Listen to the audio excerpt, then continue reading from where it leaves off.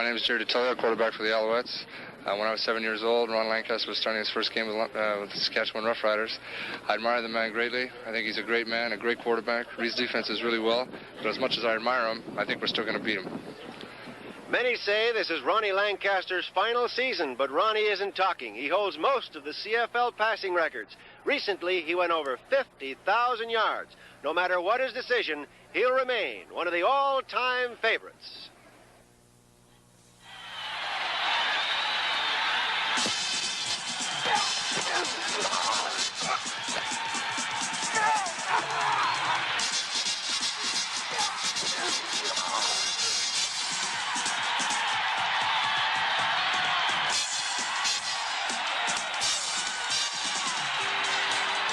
Canadian Professional Football on CBC. Brought to you by Canadian Pacific. Owned by Canadians, working for Canadians. KTEL International. Specialists in household and leisure time products. Shell Canada Limited. Shell helps. Labatt's Breweries of Canada Limited. Brewers of Labatt's 50 Ale and Labatt's Blue. Live from Taylor Field in Regina, it's the Saskatchewan Roughriders against the Montreal Alouettes. Good afternoon, and nice to have you with us for this very important interlocking contest. You know, it's 3/4 of the way through the season. As of now, no one has been eliminated from playoff contention. Things are getting tighter. Last night, the Calgary Stampeders defeated the Toronto Argonauts in Calgary by a score of 22-16. So let's look at the standings first in the Eastern Conference. And we find that they're relatively unchanged there. Toronto now has 3-9 for 6 points, and they're still on the bottom. In the West, Edmonton leads. Saskatchewan is on the bottom there, a total of 6 points, but Calgary's in the middle. They've established a good hold on third place in the Western Conference. Well, the weather isn't too bad for an afternoon game in Regina, but it's very windy right now. The winds are gusting from 44 to 63 kilometers. And it's a very sunny sky. The temperature is 18 degrees. The forecast is for more sun later this afternoon. I look now at the officials. The referee is Neil Payne. The line umpire is Jim Lysak. The back umpire, Mike Giraldi. Head linesman is Larry Rowan. And Kenny Lazaruk is the field judge. The former Winnipeg Blue Bombers star Bob LaRose and Don Whitman will be along with the play-by-play right after. Hi, everybody. A very important game this afternoon for both the Alouettes and the Roughriders. The Roughriders, of course, must win if they hope to keep their very slim playoff hopes alive. Both teams have made lineup changes. The Montreal Alouettes, one significant change. Al Cowlings has moved into a defensive end spot. Al Cowlings is a veteran NFL ball player coming from the Los Angeles Rams, and he'll certainly add more strength and speed to that defensive line. Vernon Perry is back after being out since a preseason arm injury. Vernon Perry was the leading interceptor last year for in the entire CFL. He intercepted 9 passes, so he'll come back to shore up that defensive secondary that was victimized quite repeatedly last year. And John O'Leary should give that running game a big boost, particularly in these wind conditions. With these wind conditions as they are, gusting as high as they are, we're going to see a lot of running from, I think, both sides. The Saskatchewan Roughriders have had more than their share of injuries this season, but they've got one of their injured players back this afternoon. Steve Dennis is returning to the right corner. Steve Dennis has also been out most of the season. I believe he got hurt in the first game against Winnipeg. He replaces Horace Perkins on that defensive right corner. But once again, a welcome re-addition to the Saskatchewan team. And Joey Walters is back after being out since early in August, and Walters should definitely help the Saskatchewan passing attack. He provides some speed at that receiving position. The ground game will rest with Mike Strickland. He's the only man in the CFL so far this year to go over 1,000 yards. 1,042 yards, and he's also the leading pass receiver for the Saskatchewan Roughriders, having brought in something like 34 passes. He has been the one stabilizing influence on this team throughout the season because he's the one guy that's been around all season. The Saskatchewan Roughriders are expected to put the ball in the air quite frequently this afternoon. They now have some deep speed, they have some threats, and Lancaster will probably go to them. Right now, let's go down to field level and our national anthem.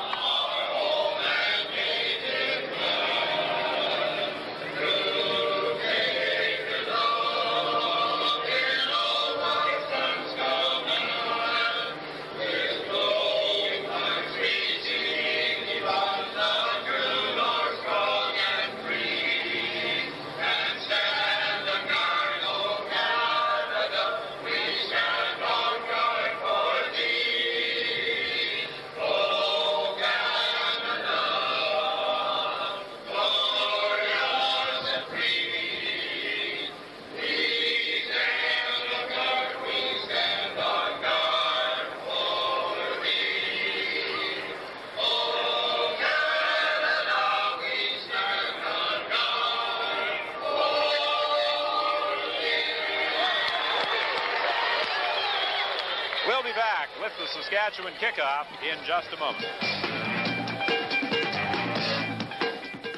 Saskatchewan Roughriders Bob McAreedy preparing to kick off to the Alouettes. The Alouettes send 3 people back. Green is in the middle, standing at the 5-yard line. Mofford is at the 15, and so is O'Leary. The Roughriders are kicking into this wind.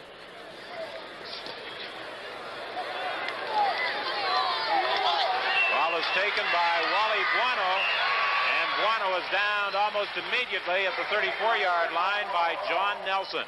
So that's the point. The Montreal Alouettes will start out with that favoring wind. That was a 36-yard kick and a 5-yard return.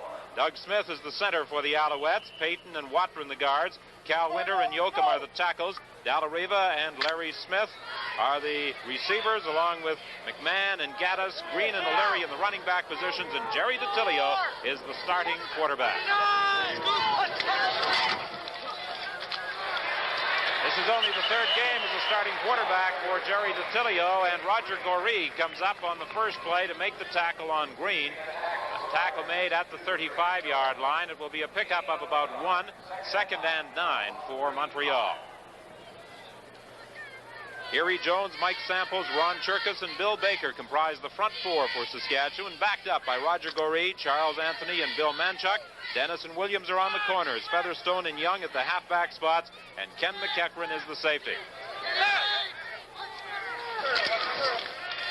2nd and 9. DiTilio looking to the sidelines. He's got Gaddis, and he goes out of bounds, but he should have a first down. Montreal's coming out with a bit of a flood formation, putting all their wide receivers on the same side, putting a lot of bodies in one area and trying to put them at intermediate depths, and letting the quarterback, Jerry DiTilio, simply pick out the one that's open. A first down at the 47. Montreal in possession. The game just underway. 13:44 the time remaining in this opening quarter. Gaddis comes out wide to the right.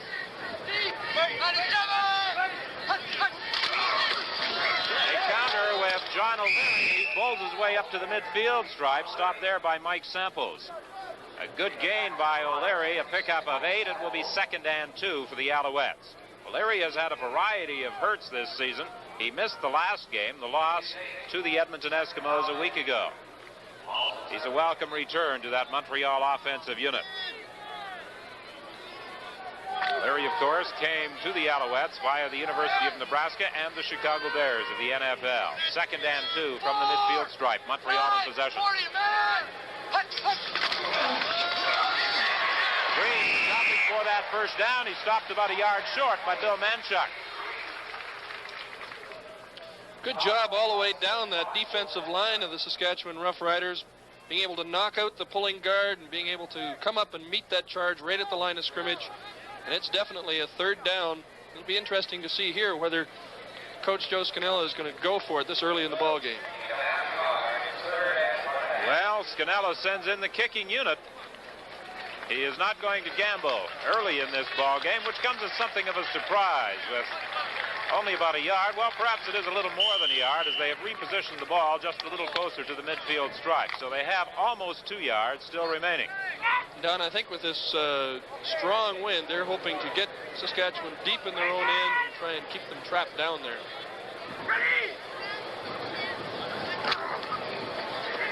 Third down punt by Buono. He really caught it. O'Hara retreating into the end zone.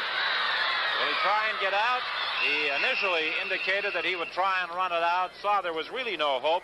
A 61-yard kick by Wally Buono produces a single point for the Montreal Alouettes, and with 12:23 remaining in the opening quarter, they move in front by a score of 1-0.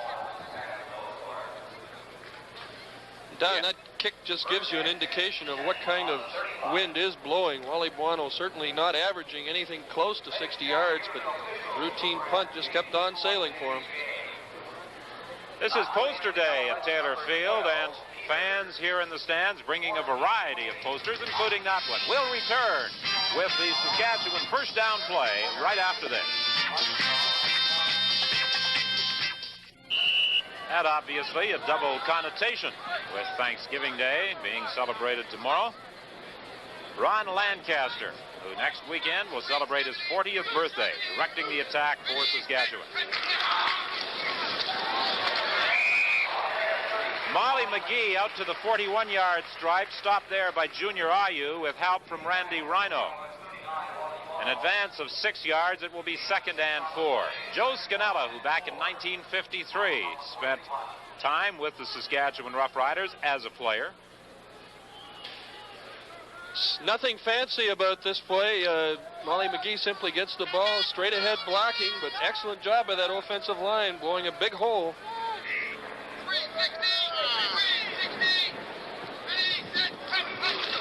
On 2nd and 4, it's Molly McGee again, picking up about 2 more. Judges and Weir from their defensive tackle positions were in on the stop. And it would appear as though the Roughriders will be forced to kick it away. A windy afternoon, but it is a sunny, warm day with the temperature at game time 18 degrees. Randy Rhino and Jim Burrows are the pair that have retreated on this 3rd down punt. And Bob McAreedy will launch from the vicinity of his 30-yard line. McAreedy has a 45.5-yard average. Back on August 27th, he set a CFL record against the Toronto Argonauts by kicking 7 field goals. And into that wind, the left-footed kicker almost shanked it. It's taken on the run by Burrows, and Burrows gets to the 50 of the Roughriders. Roger Aldag was there to make the stop. Very definitely, this wind is going to be a factor if it continues to blow at the same velocity. Don, it was interesting to note that one of the kickers was telling me before the game that with a wind this velocity, that even those snaps that are coming back 15 yards end up kind of wobbling around in this wind, and McAreedy had a little trouble holding on to that ball just to get his kick away. Only an 18-yard kick, an 11-yard return. Excellent field position for the Montreal Alouettes once again. Good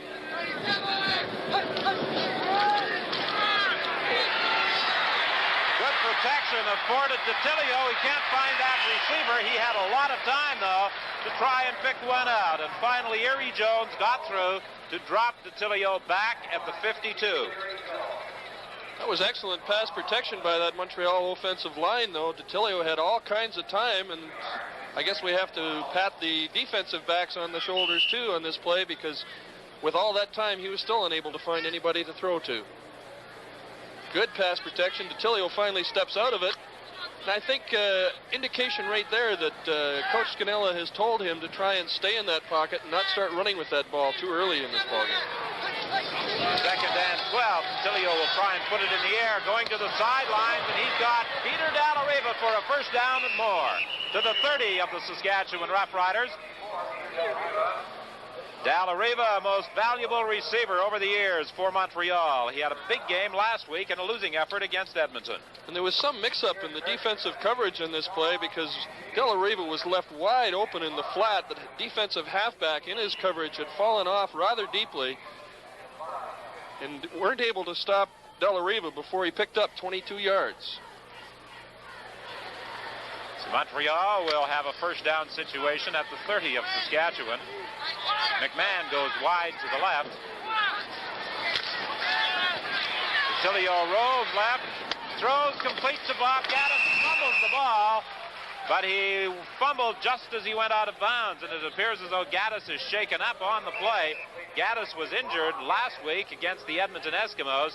He was accidentally kicked in the jaw. He has an extremely sore jaw, and he lost one tooth and chipped another as a result of that incident a week ago. Jerry DeTilio is going to the sprint out action to help keep the pressure off him. Got Gaddis. He made a good reception. Now he fumbles the ball, but the ball goes out of bounds before anybody else touches it, and it's the last person in possession of the ball before it goes out that retains that possession. So the Alouettes will have a 1st down at the 20 of Saskatchewan. And you see Bob Gaddis still on the sidelines and again favoring that jaw. And we see it right there. Ken McEachran gave him a good shot, and it's right back in that same jaw, coming up on the tackle. Threw that little bit of a forearm at him, caught him under the chin, and I'm sure that is a very, very painful injury. As Don mentioned, he had one knocked out last game.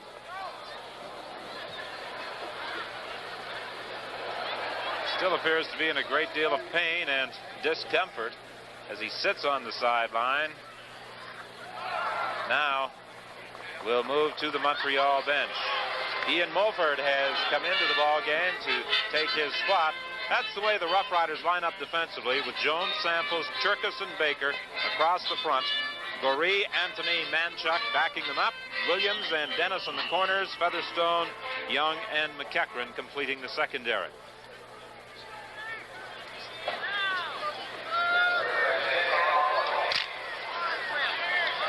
First and 10 from the 20. The Alouettes threatening again after that fine reception by Gaddis.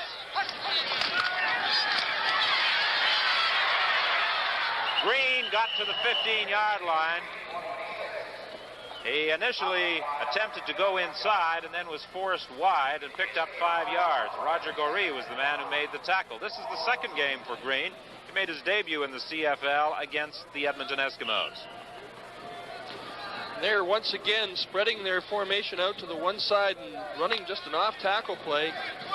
Does a good job of slanting it to that sideline. Does a good job of pulling his feet out from underneath him by that defensive back coming up. Second and 5 for the Alouettes. Detilio is in trouble. He is cut from behind and dropped back at the 20-yard line by Bill Manchuk.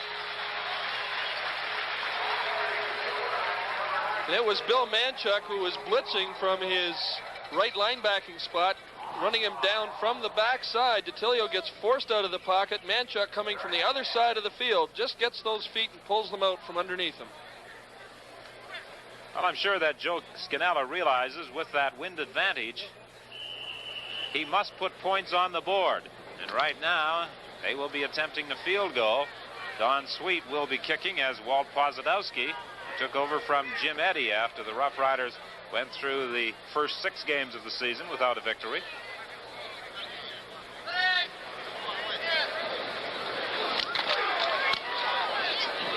Kick is up, it is good, and Montreal moves into a 4-0 lead. And with 7 minutes and 43 seconds remaining in the first quarter, let's pause for this timeout. Tomorrow afternoon, the Ottawa Roughriders meet the Hamilton Tiger Cats in Hamilton. CBC Television brings you that along the network, so check the listings for the time in your area. The Riders opting to scrimmage from their 35 rather than have Montreal kick off with that favoring wind, and Molly McGee on that little swing pass picks up 8, perhaps 9 yards. That's a different type of screen pass that one normally sees coming from Ron Lancaster. It was almost a play screen where they shot that back out into the flat right away. Instead of faking anything, he just flares right now. Lancaster just flips it out to him, and he's got those linebackers and linemen out in front of him.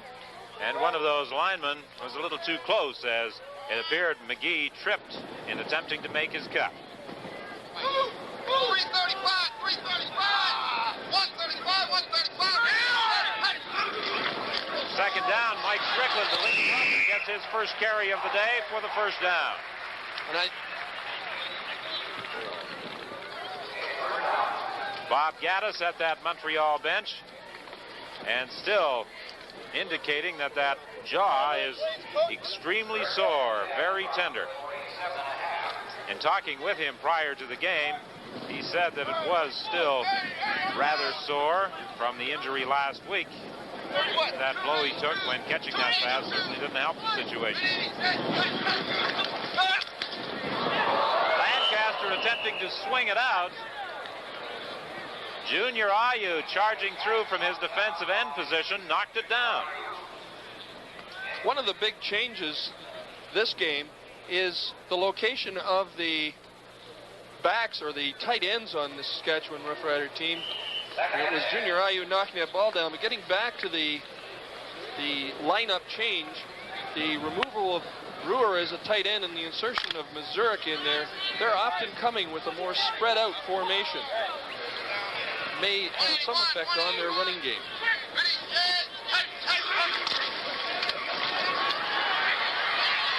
Lancaster is intercepted. Larry Uchek picks it off to the 47-yard line. And that's the 23rd time this year that Ron Lancaster has had one of his passes picked off. And it's good pressure from the outside as Lancaster is trying to sprint to that side. Alan Bloor to gate J. Alan Bloor to gate. And if we'll hold it right here, you notice Lancaster here is throwing off his back foot, almost falling backwards. Doesn't really get a lot of stuff in that ball. And that gives Larry Utek time to get in front of that pass receiver and create the first big turnover of the game. Bob, I think the wind would take a lot off that ball too, wouldn't it? Exactly the reason why he has to really step up into that pass. Gaddis is back into the lineup, and what a reception he comes up with down at the 7-yard line. Preston Young was the man attempting to cover Bob Gaddis, but an excellent throw by DiTilio right on the money as Gaddis took it on the dead run. And often this is something, especially at change of possession, that most quarterbacks like to do, and that's come back with the big play. That play probably came down from up here in the spotting box, too. Gaddis wide open on the post pattern. Dennis was playing him quite a long way off. It's first and goal now for the Alouettes. The ball is at the 7.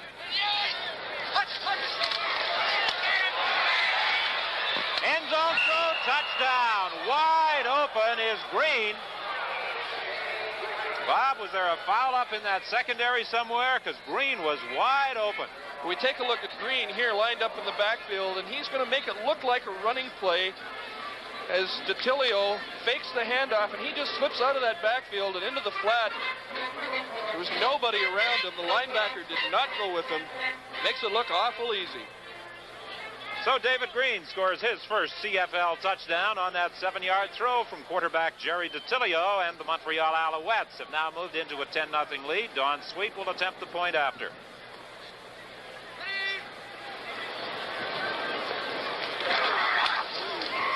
The Alouettes lead by 11 with 4 minutes and 37 seconds still to play in this opening quarter.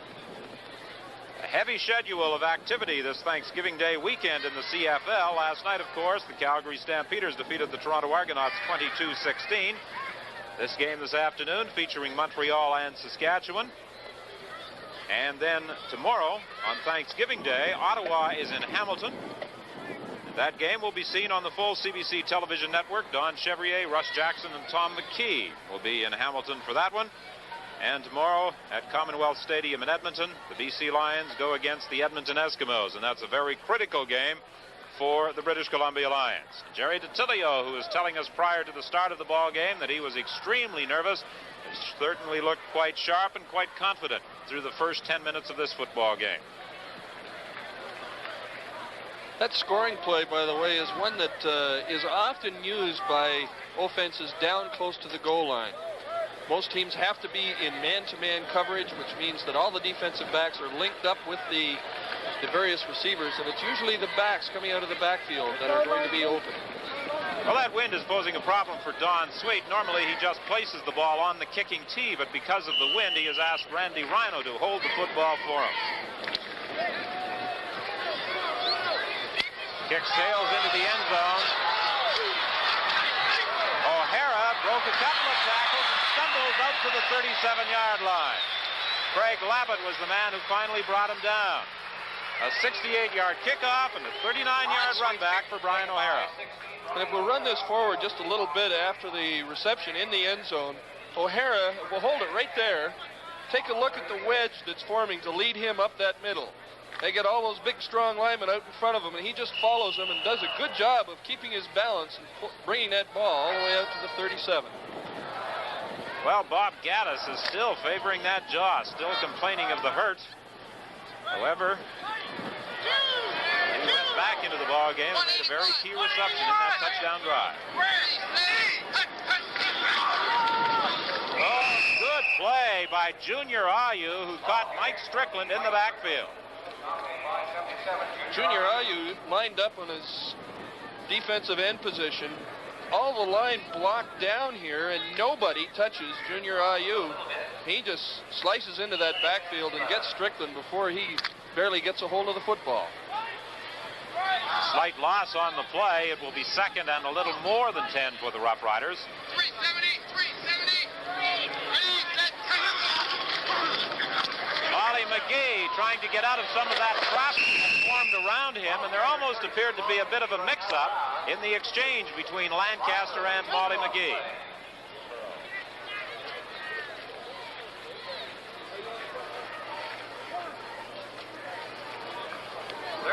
That defensive line of the Montreal Alouettes is doing an excellent job of keeping Lancaster and his offense tied up in their own end.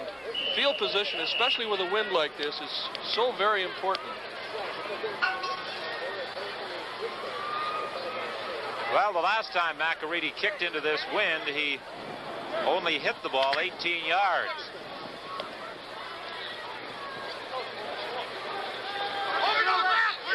He's standing at his own 20-yard line for this one. Better kick, but it also hangs up there. Randy Rhino is to the 50, to the 51.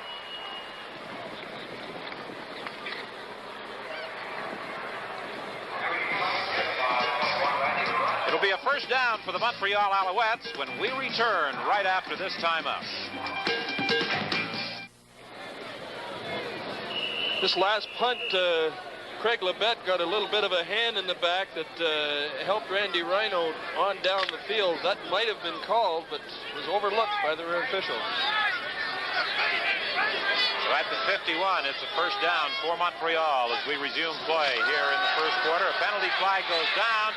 Tilio throwing deep, and the intended receiver O'Leary could not catch up with it. But there is a penalty flag. Let's see what the infraction is.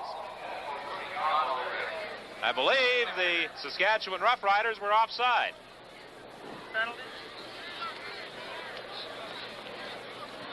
I think that time that the Offside, Saskatchewan?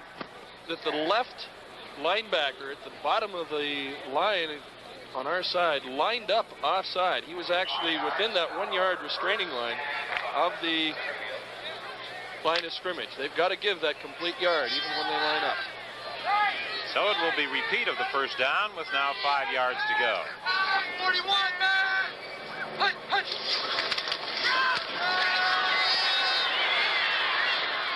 Tilio looking for Peter Dallariva. Good coverage provided for the big tight end by Cliff Featherstone.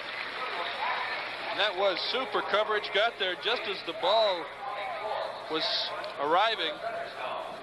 It's a tough job trying to cover Peter Dallariva one-on-one. Featherstone, a new addition to Saskatchewan. He came to the club out of Colorado State on a late cut of the San Diego Chargers. Get an excellent block here by the lead back, cutting down that opposition and giving Jerry Tilio time to get outside. Here we see Featherstone just getting an arm up just at the right time. 2nd and 5, Montreal. Here's the drop, playing screen. He's stopped after an advance of about 1 by Erie Jones. Green, who has scored the game's only touchdown, failing to provide the Alouettes with a first down and keep the drive alive. The Alouette kicking unit comes in. Don, you mentioned earlier about the importance of scoring points every time you have the ball when you've got the wind behind your back. And this is especially true when a wind is exceptionally strong, because come the next quarter when they switch ends, the force or whatever is going to be on Saskatchewan to do exactly the same thing.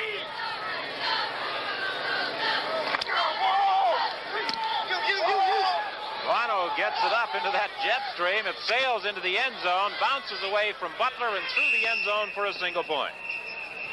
12-0. Montreal now leads Saskatchewan with 1:29 the time remaining in this opening quarter. That was a 78-yard kick by Wally Buono. And wind has definitely been a factor in the last 2 games here at Taylor Field. A week ago in a 20-19 victory by the Roughriders over the Calgary Stampeders. According to all reports, it was blowing even stronger than it is today. That time Montreal got a little help from the goalpost. The receiver was not really ready to make the catch because he thought it might hit the goalpost. Strickland running inside and into the arms of Glenn Weir. Pickup of about 4. It will be 2nd and 6 Saskatchewan. That Montreal defensive unit has Junior Ayu and Al Cowlings at the end positions. Weir and Judges are the tackles. Zapek, Cronell, and Buono. The linebackers, Burrow and Vernon Perry on the corners. Crump, Utek, and Rhino complete the secondary.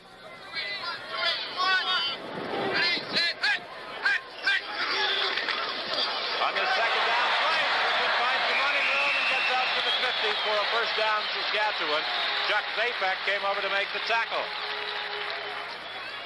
Ball carriers 14, Strickland. Tackle made by 27. Strickland, who was dropped by the BC Lions, having a big year for the Saskatchewan Roughriders. He's picked up 20 yards this afternoon. He leads the Canadian League in rushing with 1,042 yards. Brian O'Hara makes a good block here, driving Chuck Zapek down inside, allowing Mike Strickland to get outside and on down the field. Good job by young O'Hara. There's the pitch to Molly McGee. He for some blocking help, and he has another first down. Ridden out of bounds by Dwayne Crump over on the far side of the field, directly in front of the Alouette bench. And that could very well be the final play of this opening quarter. Time has expired on the scoreboard clock. There's been no signal from the field as yet.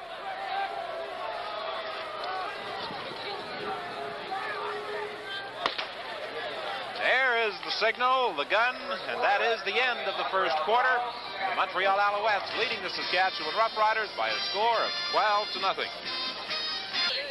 Our halftime show features grandstand quarterback, and you get a chance to second guess Jerry Keeling. Then Bob LaRose will give you the highlights of this first half of play. That's our halftime show. And you caught a glimpse there of a portion of the unfinished south side stand at Taylor Field. And construction problems certainly have plagued both the Saskatchewan Roughriders and the Winnipeg Blue Bombers this season, as both teams were in the process of adding additional seats. There you see the unfinished stand, about 4,000 seats in that upper deck. The Roughriders would have dearly loved to have had that additional seating for their home games this year.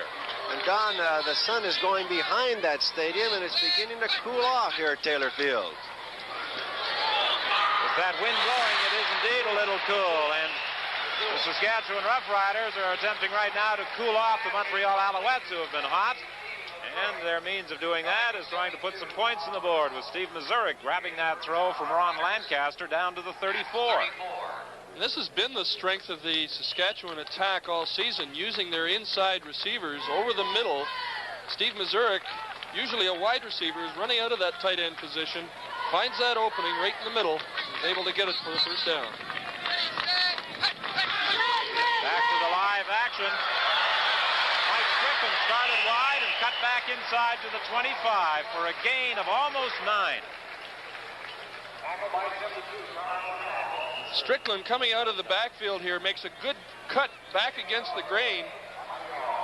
And if we'll hold it right there, oh, he just disappeared behind a group of players, but one of the defensive backs came running up to try and close off that running attack and gave Strickland that hole to cut back up into. And the injured player is Carl Cronell, number 72. Perhaps from this view from the end zone, we can see what happens. Cronell was in the bottom of that pileup.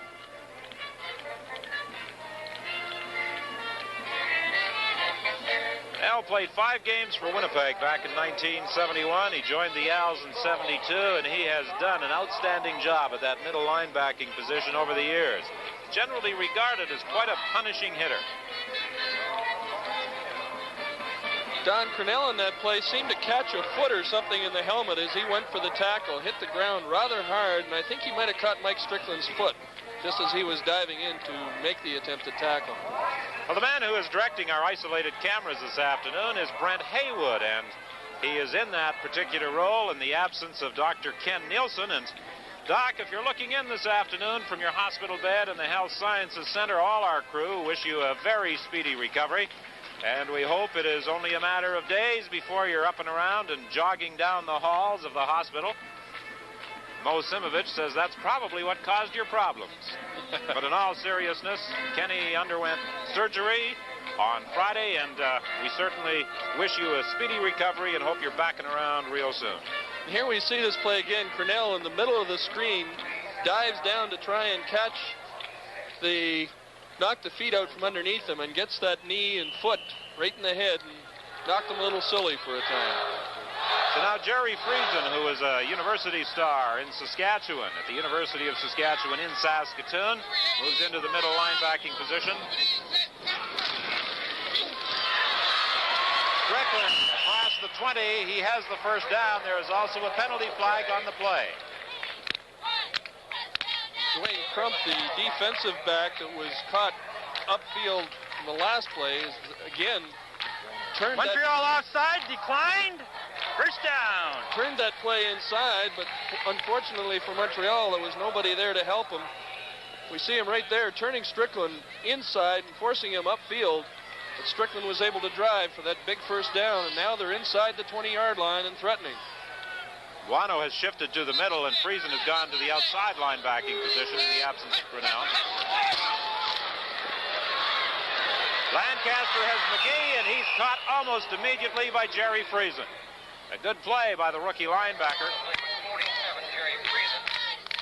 And there's Carl Grinnell, the man who usually occupies the middle of that Montreal linebacking contingent, receiving treatment at the bench. This has been quite a year for injuries for the Alouettes. They currently have Joe Barnes, Michael Hamelick, Dickie Harris, Larry Lawrence, Phil Luke, John Olenchalk, Tony Proudfoot, Ken Starch, and Sonny Wade on the injured list. It's almost a starting team right there.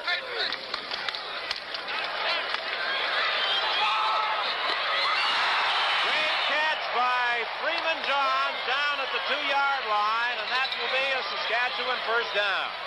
Freeman Johns, since arriving in Saskatchewan, has been a favorite target for Ron Lancaster.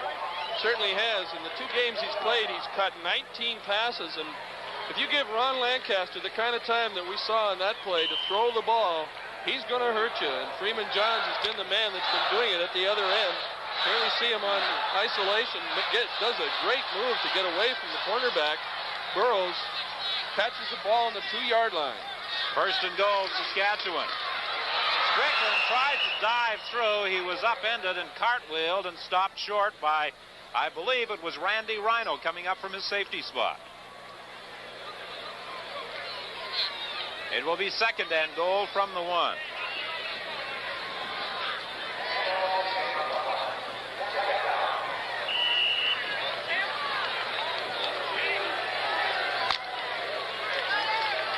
.58, the time remaining in the second quarter. 12-0. Montreal leading. Saskatchewan threatening to put its first points of the afternoon on the board.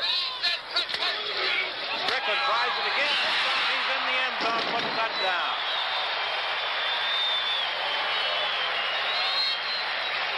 And that's touchdown number 7 for this season for Mike Strickland, and the Roughriders are back in the ball game. Mike Strickland on this play does it almost on his own. Whoops. He cuts back against the grain and drags Larry Utek into that end zone. But he went exactly the other way to everybody else. Everybody else was going to the right, and he slid off to the left. And when you're trying to hit somebody like Mike Strickland one-on-one and stop him cold, that's a pretty tough task to be given. The extra point attempt is good, and it's now a 12-7 ball game. The Alouettes leading the Saskatchewan Roughriders. Over the years, the Roughriders in interconference play between these two teams have certainly dominated. However, in 76 and 77, the Montreal Alouettes have been the victors. 14-3 is the advantage.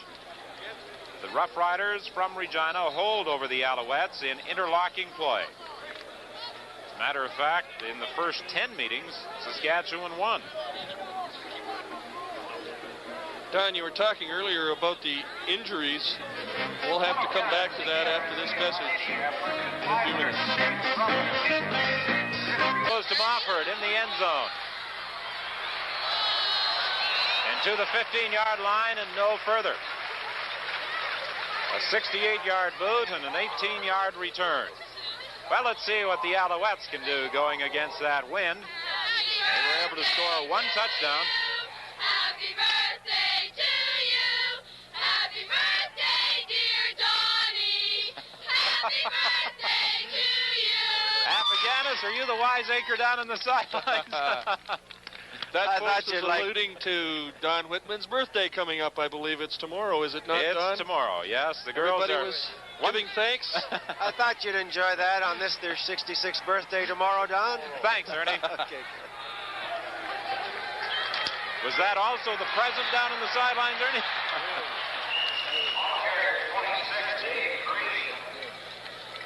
Charles Anthony coming in to make the tackle on David Green. Credit Green with a pickup of 6 yards. It will be 2nd and 4. Gainer the Gopher having a little fun on the sidelines, entertaining the fans over in Calgary. They've got Ralph the dog. These two are vying for attention during the course of the game.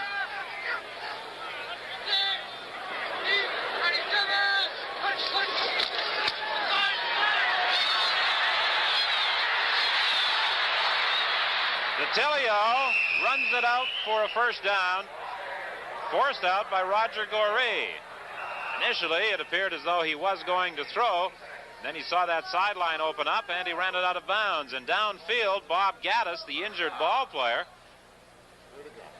I'm not sure what happened to Gaddis in that particular play. Perhaps in the replay, we'll see what happened. I think he gets another good shot in the mouth. Paul Williams here, using that elbow on him, and you see him grab it right away. Those things are so terribly painful. You cannot open your mouth even to breathe when you get hit in a spot like that. You get your jaw jammed back up near your ear. And that is unbelievably painful. I know. I've had it happen several times. Gaddis going off to that Montreal bench again. He's been replaced by Mofford. Detilio did a very smart thing on that last play. He saw that Gaddis was the intended receiver and saw him get hit, and so pumped the ball and then tucked it under, and it certainly fooled all the people that were around Detilio who thought he had thrown the ball and was able to sneak out of bounds for that first down. It will be 2nd and 7 for the Alouettes. Ron Lancaster discussing strategy with the head man in Saskatchewan, Walt Pozadowski.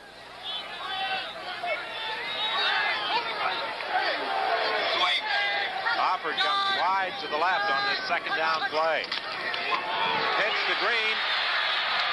Green is upset as he crossed the 30. Featherstone is the man who came up to make the tackle, and Featherstone is down. As a matter of fact, there are 3 ball players injured, 2 of them from the Alouettes, Green and Yoakum, although Yoakum is now getting to his feet. Green is also up, and Featherstone is on his feet as well, so apparently everybody's okay. Chuck McMahon here just makes an excellent block coming down and trapping the linebacker, Bill Manchuk, inside. Hold it right there. Look at the block, gets the pulling guards around the corner with nobody there, and Green gets upfield for a good gain. Bobby, I think that Bill Baker came in there so aggressively, ran into Yoakum, and they had a few words after. Nothing serious. They just discussed the fact that they both hurt just a little bit on that hit. Well, they're out there for keeps, and when they start hitting for keeps, you can hear it up here. That ball gets up into that wind and takes a bounce back to the line of scrimmage, and it's picked up on the run by Preston Young. Penalty flags all over the place. No yards will also be charged against the Montreal Alouettes as Young ran it back to the 40. That was only a 16-yard kick with an 8-yard return. An alert play by Preston Young in grabbing that football as it was bouncing back towards the line of scrimmage. Certainly was, Don, because Wally Buono was coming in there to try and recover his own punt and very nearly did so. Don, you get the feeling down on the field here that in this game, it's just going to be a matter of who can score the most points with the wind, because the wind now is dominating the game and dominating the strategy. That wind very definitely a factor, no question about it.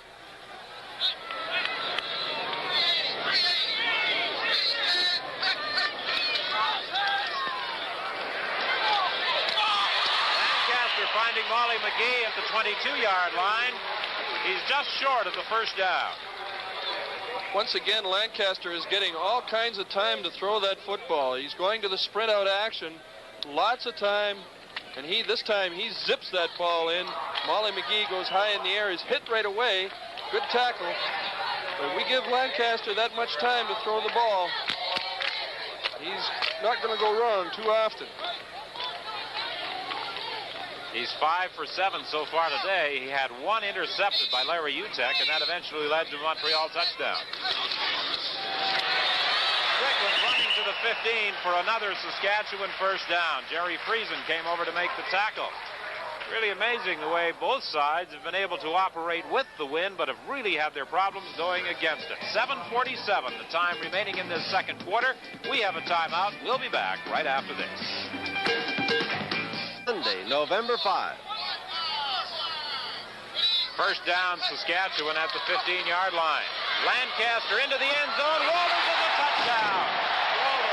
Joey Walters jumped high in the air to take the ball away for the major score. Jim Burrows was the man he beat. It was man-to-man coverage because Montreal was coming with the blitz. We'll run this ahead just a little bit. We'll see, hold it right there. Linebacker Chuck Zapek blitzing from the inside. Gets in on Ron Lancaster, but Lancaster gets it away. Isolated man-on-man coverage, and Joey Walters comes up with a TD. An excellent catch by Walters, and that Saskatchewan fan may have a little difficulty hanging onto that pennant. However, for the first time this afternoon, the Roughriders are in the lead, 14-12, and Lancaster has looked sharp. Here we see Lancaster again. He pays the price after throwing the ball, but a perfect throw. Walters going high in the air in front of Burrows, and there's not much you can do about defending against a shot like that. Joey Walters returning to the Saskatchewan lineup, and with the addition of Walters and Freeman Johns, the Rough Rider attack has something that it has missed most of the season, some speed from its receiving corps.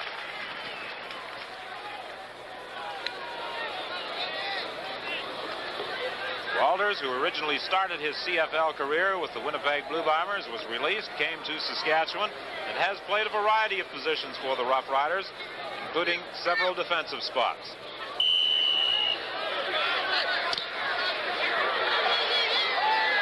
Knopper takes this one at his 5, having a little difficulty getting the handle.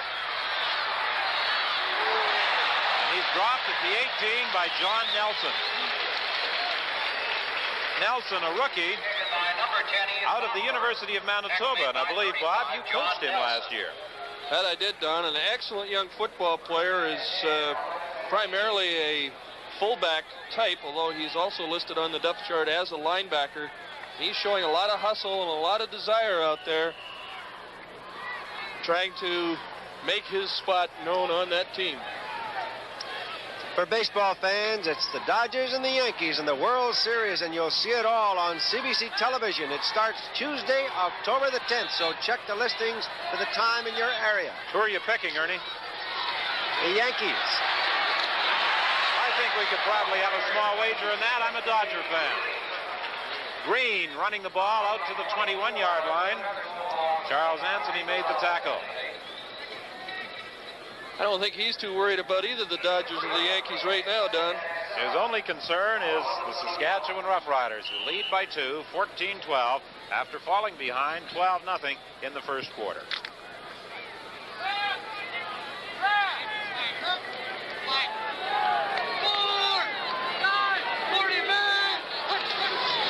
Second and 7, DeTilio looking, finding that receiver, an excellent catch at the 35-yard line. John O'Leary one-handed that ball as Roger Goree was defending on him and managed to hang on as he went down. Young Jerry DeTilio stands in that pocket, a lot of poise, and fires that ball in, and O'Leary bobbled the ball but came up with it with that one hand for a big first down. And we talked about that wind. It's almost like playing uphill when you're going against it. The shadows of the press box causing a few problems for our technicians as they attempt to follow the play.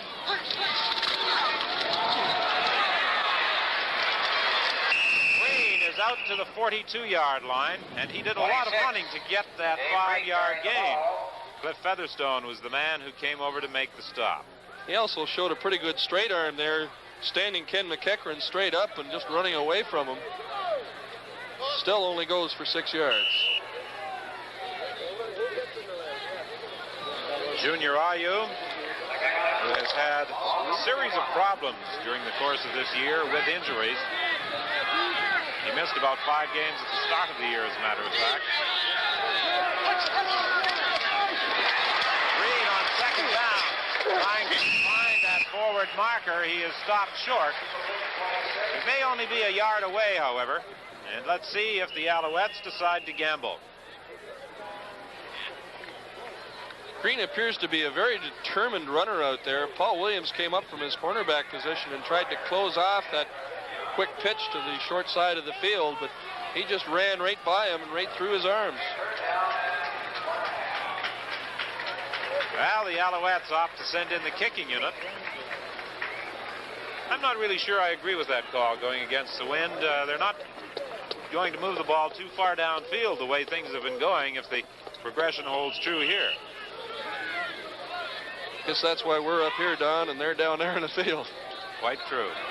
Wally Buono has a big average, but he has only kicked once against the wind.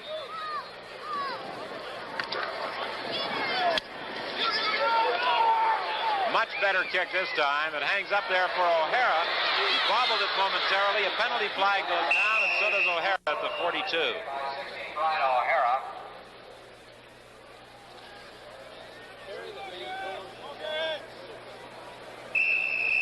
Carl Cornell suffering a neck injury, and he is wearing a rather large ice bag around that neck. There's also an injured Montreal player on the field, and it is McMahon who is down. It's just been a disastrous season for both these teams in terms of injury. We mentioned the people on the Montreal roster who are on the injured list. The Saskatchewan Roughriders have Lou Clare, Mike Dirks, Jerry Fellner, Steve Jelly, Ray Milo, Rod Parker, Bob Richardson, Cleveland Van, and James Wolfe on their injured list. Chuck McMahon here ends up getting hit from the side by his own player and gets that left leg of his trapped underneath. And right now they're down in the field looking at that left knee. No, it's his right knee. Anyway, it's a knee problem. And it was his own player that time that ended up doing the damage. Don, I got the impression last night at the press conference there was a second contest going to see which team had had the most injuries and the most serious injuries between the two coaches. Well, the Alouettes, of course, have had their biggest problems at the quarterbacking position. Back in August, we did a game in Winnipeg involving the Blue Bombers and the Alouettes. They started the game with Larry Lawrence. He was hurt. Then Joe Barnes was injured. And Jerry DiTilio finally came in. Number 3 quarterback in that ball game. DiTilio, the starting quarterback for the Owls this afternoon. Penalty flag goes down as Lancaster attempts to swing that pass out to Molly McGee. Junior Ayu was applying a lot of pressure. I believe Junior Ayu was the man offside on the play. Montreal 77 offside. That is confirmed by referee Neil Payne. That's one of the reasons, I suppose, that Ayu was so successful in getting through and applying pressure to Ron Lancaster. That moves the ball out now to the 26-yard line. It will be 2nd and 5 as we look at McMahon being treated at that Montreal bench.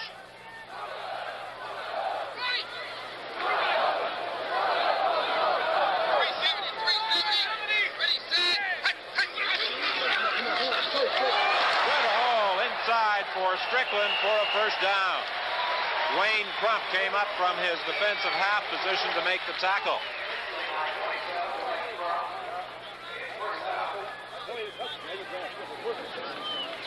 We take a look right here at center Larry Bird firing out.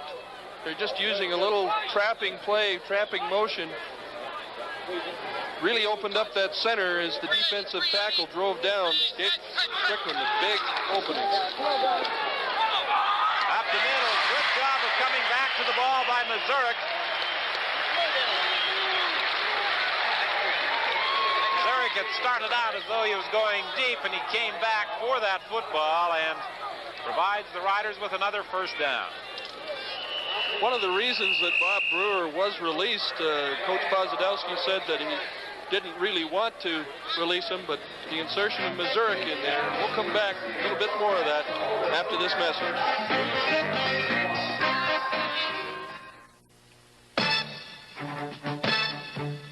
All motor oils look alike. They feel alike. On the surface, you can't tell them apart. How can you tell which one is right for your car? Look here, of course, and here. But also look here. Shell Super Multigrade is designed to meet or exceed your car's warranty requirements. So whether you change it yourself or see your Shell dealer, insist on Shell Super Multigrade from the Mileage Company. Well, we mentioned earlier that Jerry Friesen is from Saskatoon. He has his supporters here in attendance at Taylor Field this afternoon. Number 47 for the Alouettes, replacing the injured Carl Cornell and operating now at that middle linebacking position. Lancaster attempting to swing it out to Molly McGee. It will be 2nd and 10 for the Roughriders from their own 47.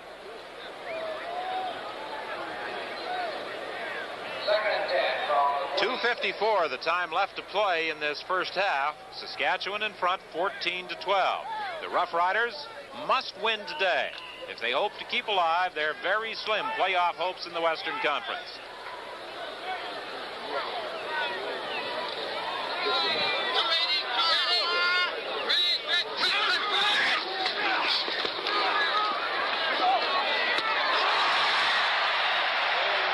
Joey Walters at the 47-yard line of Montreal. Despite the fact he had slipped, he was able to grab the ball as he was going down. Once again, Ron Lancaster is getting super protection from that offensive line. Joey Walters curling over that middle, found a big opening. Took Chuck Zapek to come over and keep him pinned to the ground. 1st and 10 Saskatchewan, now at the Montreal 47. Roughriders lead by 2. Again up the middle, and this time it's Missouri at the 35. And that's another first down. It's very often at this time in the ball game that Lancaster really comes into his own, and once again that good offensive line work giving him time to pick out those receivers over the middle. This time it was Missouri.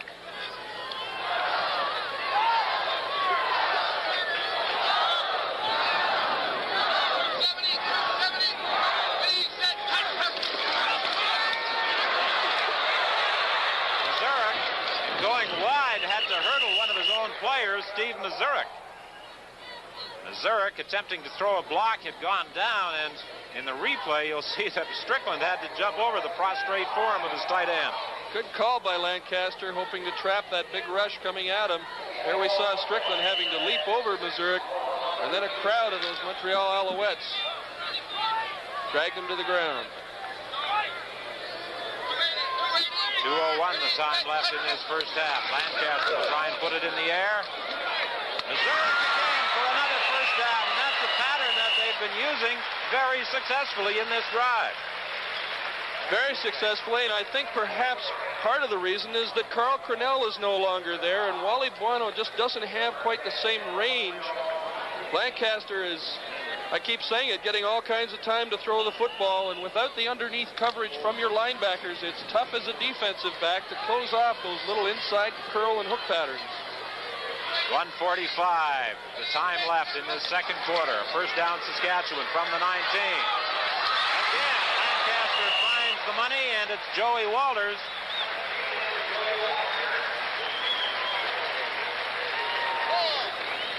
When you're hot, and Lancaster's dealing right now.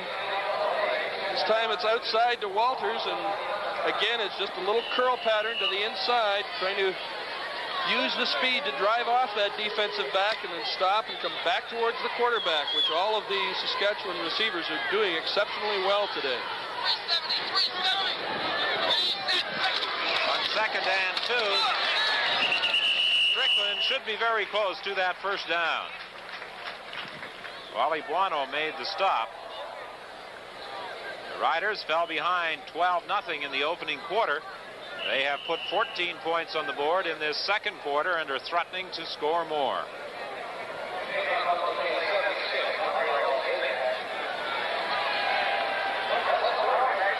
Been a request for a measurement, and it will also result probably in the Montreal trainer being summoned onto the field once again, as Chuck Zapek is down on one knee. Although Zapek apparently is just taking a brief. No, that's Junior Ayu who's down in one knee. There's Zapek beside him. And apparently he's, well, it seems with Carl Cornell coming in, and now the Montreal trainer comes onto the field, that Zapek will be going out. Don, take a look at that sign, and we thank everyone for, saying hello to us, but it's really directed at Roger Goree, who plays with Saskatchewan. His parents are watching the game in Calgary, and they're all the way up from L.A. So we'll welcome his parents, and of course, Roger's having a pretty good day. Well, of course, Roger Goree started his CFL career with the Calgary Stampeders. He was an all-star before being found expendable in Calgary and moving on to Saskatchewan, where he has played very, very well. Saskatchewan has certainly taken control of this game in the second quarter with 12 first downs. Chuck Zapek heading to the Montreal bench. This has been a rough afternoon for those Alouette players. Yes, Junior Ayu was simply taking a breather or being down on that knee. He has not been injured. Measurement revealed that Saskatchewan had a first down. It was first and goal from inside the 10. Strickland fighting to the 5. Caught there by Dwayne Crump. Dwayne Crump has been doing this all game long, and if we'll run this forward just a little bit here, we'll see Dwayne Crump. Hold it right there. Here comes Dwayne Crump blitzing into the backfield from his defensive halfback position. Got a hold of Strickland and dragged him down. We can look for Ronnie Lancaster to take advantage of that. Roger Goree, a linebacker looking on from the sidelines as the linebacker Jerry Friesen goes out for Montreal, and Zapek is back in. Lancaster throwing. Burrows almost had the interception in front of Joey Walters. Burrows did a good job that time of using the sidelines as a helper and cutting off that pass, and if it weren't for Joey Walters, that would have been a big interception for Montreal. Burrow has switched over to that left corner position after playing the right corner throughout most of the season. That move to the left side was made necessary with the return of Vernon Perry. So with 47 seconds left in this first half, the Riders will attempt a field goal. Bob McAreedy's kick will come from 13 yards out. It is good. The Roughriders now lead by a score of 17-12. And I'm quite sure that because of that very strong win, Montreal will not request a kickoff, but will opt instead to scrimmage from the 35.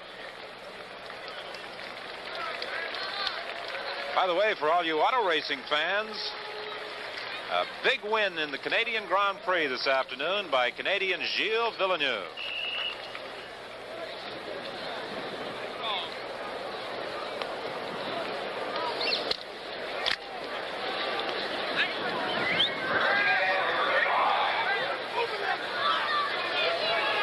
First and 10 Montreal from the 35.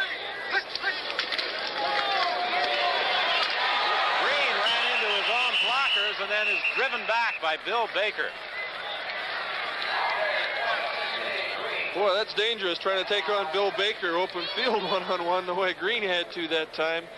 Montreal coming out with what is commonly referred to as the wing set, taking both their wide receivers, putting them on the same side of the field, trying to run that man back into that strength. But that time Bill Baker proved to be the strength of the defense. Final 30 seconds of this first half. The Alouettes looking at a 2nd and 14 situation. John O'Leary running it out very close to the 45-yard line with 16 seconds left. Cliff Featherstone is the man who made the tackle. You talked about that wing set. Take a look on your screen. 2 wide receivers to the top, and the motion back going in that same direction. This time it's O'Leary with the ball. Good blocking up front. Gets a big hole, and that should give them enough time to run out the clock. I don't imagine DiTilio is going to try to go for too much more than that. He glances back at the scoreboard to see how much time remains, and the seconds tick away as Montreal remains in the huddle. This will be the final play of the first half. Well, the referee, Neil Payne, signals that the Alouettes took too long in putting that ball into play. The time clock violation moves the ball back to the 34-yard line. And I would interpret that signal from Joe Scannella to simply mean drop on the football.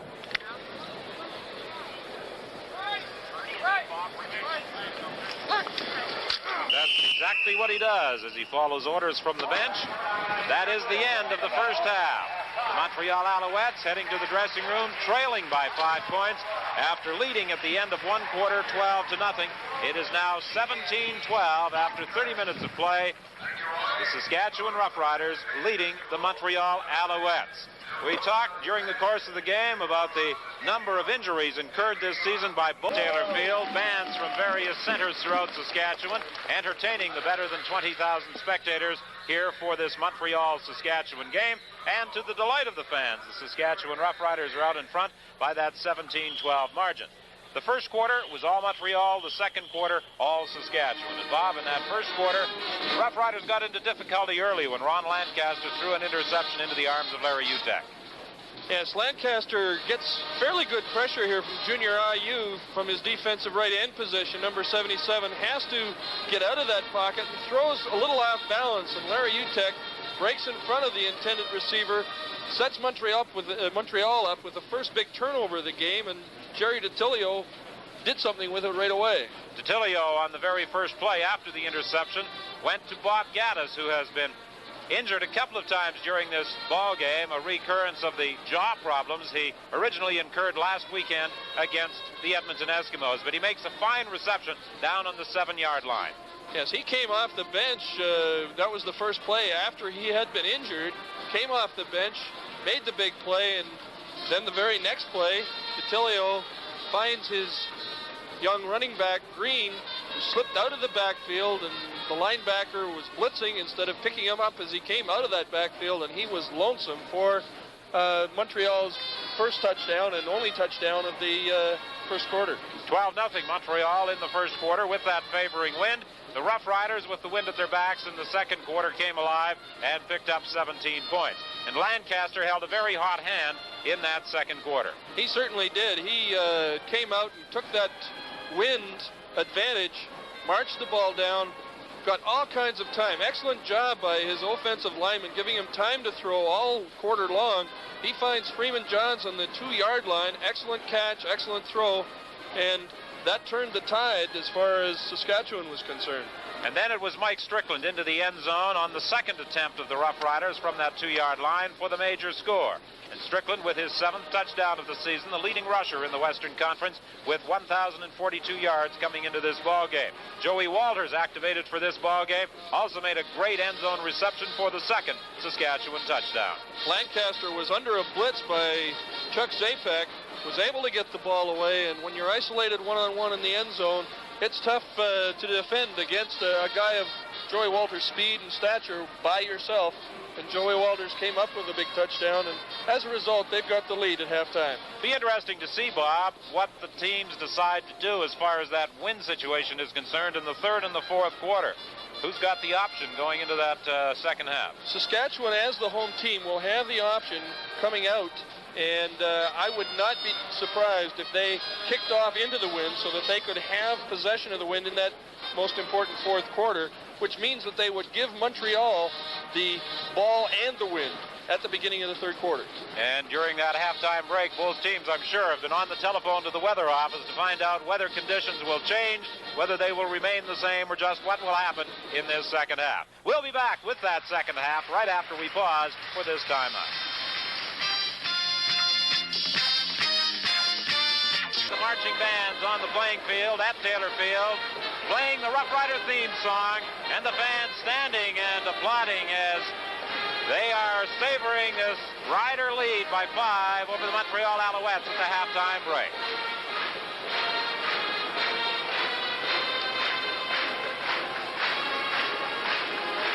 Saskatchewan certainly shows the domination that they've had. It was all Montreal first quarter, all Saskatchewan second quarter, and Saskatchewan had the better of it, having 15-7 first downs, leading also in rushing and passing for total yardage of 193 to 149. And it's the domination of that wind that causes a team to plan their attack, whether they have it or whether they're going against it, that makes the difference.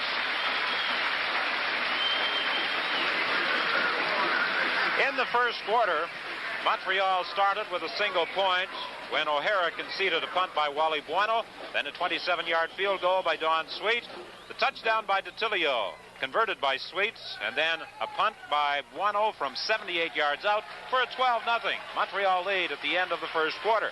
In the second quarter, the Roughriders with a touchdown by Strickland, converted by McElready, then a touchdown by Joey Walters on a 15-yard pass from Lancaster, again converted by McElready, and then late in the quarter, a McElready field goal from 12 yards away, providing Saskatchewan with that 17-12 lead. As we mentioned over the years in interlocking play, the Roughriders have quite an advantage. They've won 14 and lost just 3, although the Alouettes have won the last 2 years. And first down, right now, at center field, Ron Lancaster conferring with the officials and obviously informing them of the decision the Roughriders have made as to field condition, as to which end they will take. And now the Alouettes are doing likewise, being informed. Carl Cornell and Ian Mofford talking to head referee Neil Payne. Yes, I'm quite sure that Ron Lancaster could run for premier in the province of Saskatchewan and get more than his fair share of votes. The big election taking place in this province on the 18th of this month.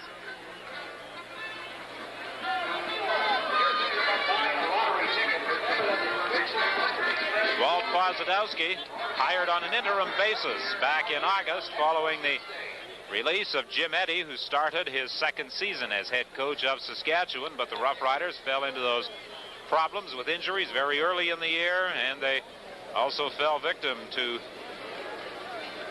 6 other teams as they suffered through the first part of the season. It's very difficult to come back, but the Roughriders are still alive as far as that playoff chase is concerned.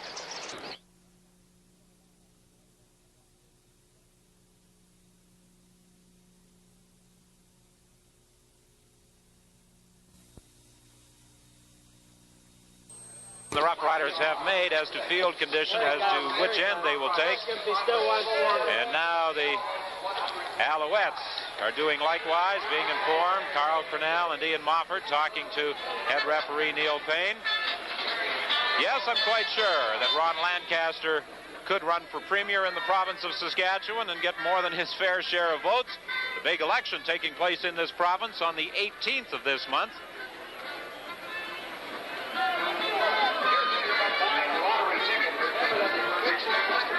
Walt Pozadowski hired on an interim basis back in August following the release of Jim Eddy, who started his second season as head coach of Saskatchewan, but the Roughriders fell into those problems with injuries very early in the year, and they also fell victim to 6 other teams as they suffered through the first part of the season. It's very difficult to come back, but the Roughriders are still alive as far as that playoff chase is concerned. Even the old goalposts at Taylor Field are shuddering a little under that strong breeze from the west. That might be an advantage to the field goal kickers, depending on whether they're out or in at the time he kicks the ball. The Roughriders, as Bob suggested they would, have opted to kick into the wind to start this third quarter. Ball is taken by Mofford. Mofford is out to the 32-yard line. Cliff Featherstone came in to make the tackle.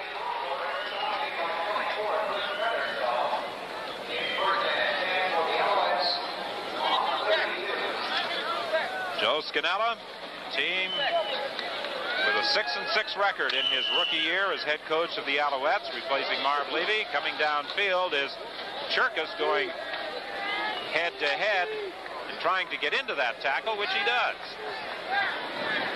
He was fighting off Randy Halsell, member of the special team. with Winnipeg. DeTilio completing the pass to John O'Leary at the 50-yard line, and I think Charles Anthony, the middle linebacker, initially deflected it. Again, DeTilio had all sorts of time. And did exactly what he did in that first quarter. Stood back in that pocket, allowed his offensive lineman to give him the protection, delivered the ball, and Anthony went high in the air, just got a hand on it, and ended up bouncing right into O'Leary's hands. Those are the kind of breaks that you've got to have if you're going to win a ball game. First down, Montreal. They're at their own 52. John O'Leary is going nowhere. At the midfield stripe, he's driven back by 3 Saskatchewan defenders, including Anthony. That's Saskatchewan defense. Erie Jones and Bill Baker are the Yans. Ron Cherkis and Samples are the tackles. Roger Goree, Charles Anthony, and Bill Manchuk back them up. Paul Williams and Steve Dennis are on the corners. Featherstone and Young inside, and Ken McEachran is the safety. It's 2nd and 7 for Montreal from midfield.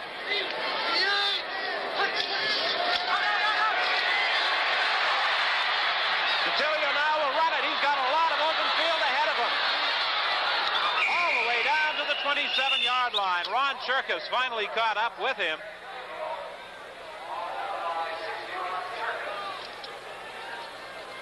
DeTilio this time got forced out of the pocket. Cherkis puts on a good move in that backfield, and to show the kind of determination that he's got, he ends up chasing him all down the field. And DeTilio had that amount of room because his wide receivers kept going deep and had the defensive backs turned around watching them. As a result, DeTilio got 27 yards in that pickup. Back to the live action. This time John O'Leary tries it. He's met by Featherstone right at the line of scrimmage. Featherstone came up quickly to fill, and he has been a late season addition and a welcome one for Saskatchewan. A late cut of the San Diego Chargers. Number 24, Cliff Featherstone, via Colorado State, just 21 years of age. He could be a valuable addition to this Saskatchewan team.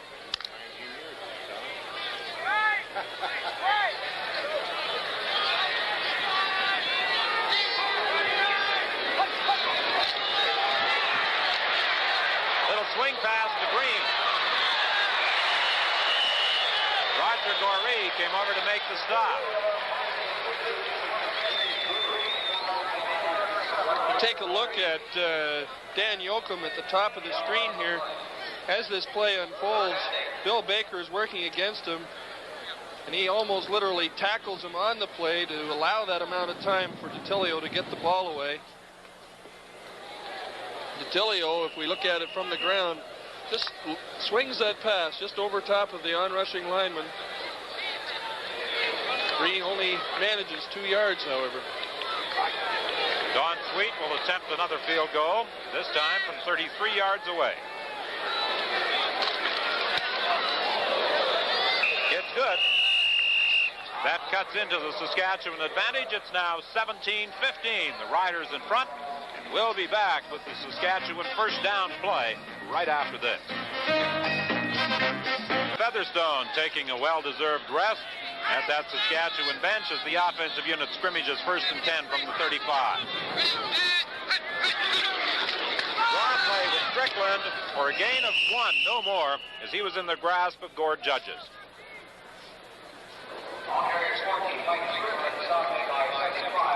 There are 2 basic styles of defensive linemen. One is somebody who will just try and run over you play after play.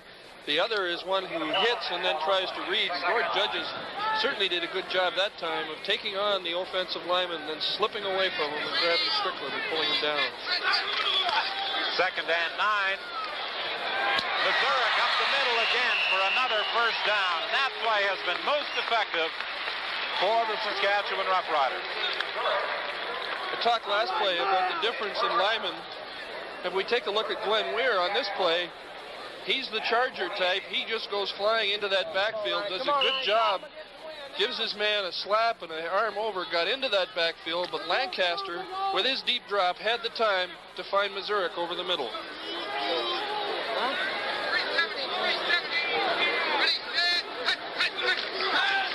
first down at the 48.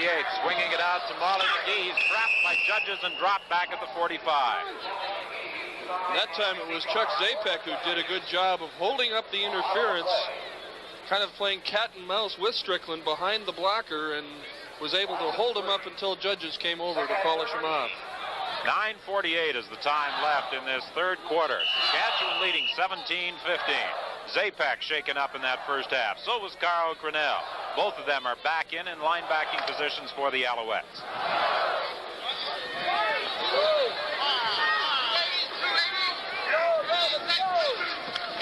On second down, Lancaster setting up the screen to McGee. The Alouettes read it pretty well, and they stop him at the 51. Glenn Weir, from his defensive tackle spot, came over and was one of several Alouettes who were prepared for that attempted screen. And you've noticed that Lancaster, other than that one pass to Mazurek that was a pass over the line of scrimmage, has been trying to get the ball outside quickly to his running backs as they come out of that backfield.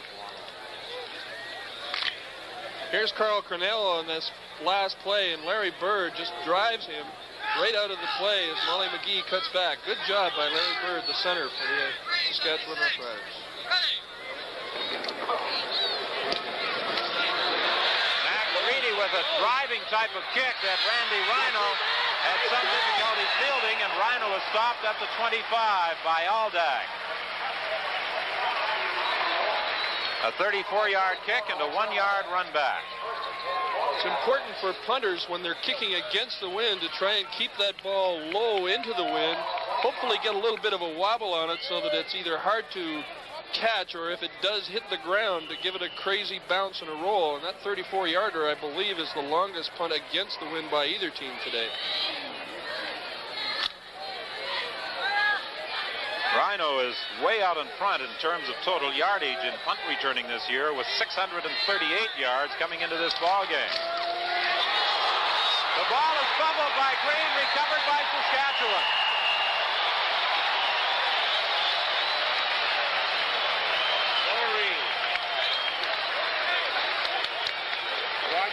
Goree is the man who came up with the ball. Let's take another look at Green losing control. Detilio runs a counter play, and I think they had trouble getting that handoff between he and Green. Detilio faked the wide pitch and then handed back to Green, and at a closer look, that ball just kind of bobbles right out of it, slips through the line, and Saskatchewan pounce on it for their first down and big turnover in this third quarter. Saskatchewan opting to stay on the ground with Molly McGee driving to the 28. 8:04 is the time left in this third quarter. On the bench, Roger Goree, the man who pounced on that Dave Green fumble for a very important turnover, as the Saskatchewan Roughriders have possession deep in Montreal territory, and most importantly, they are able to use up some of that time going against the wind. Scoring against the wind is generally a bonus, and the team that can do it will certainly have a big advantage.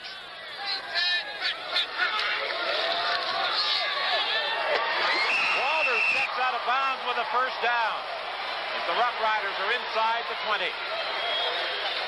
7:33 the time left in this third quarter. Saskatchewan leads 17-15. We'll be back right after this. Grandstand quarterback Sam Etcheverry will be the quarterback tomorrow on that Eastern game. And for those of you who were following earlier, and last week, remember, Russ Jackson was the guest. If you said up the middle, you were correct.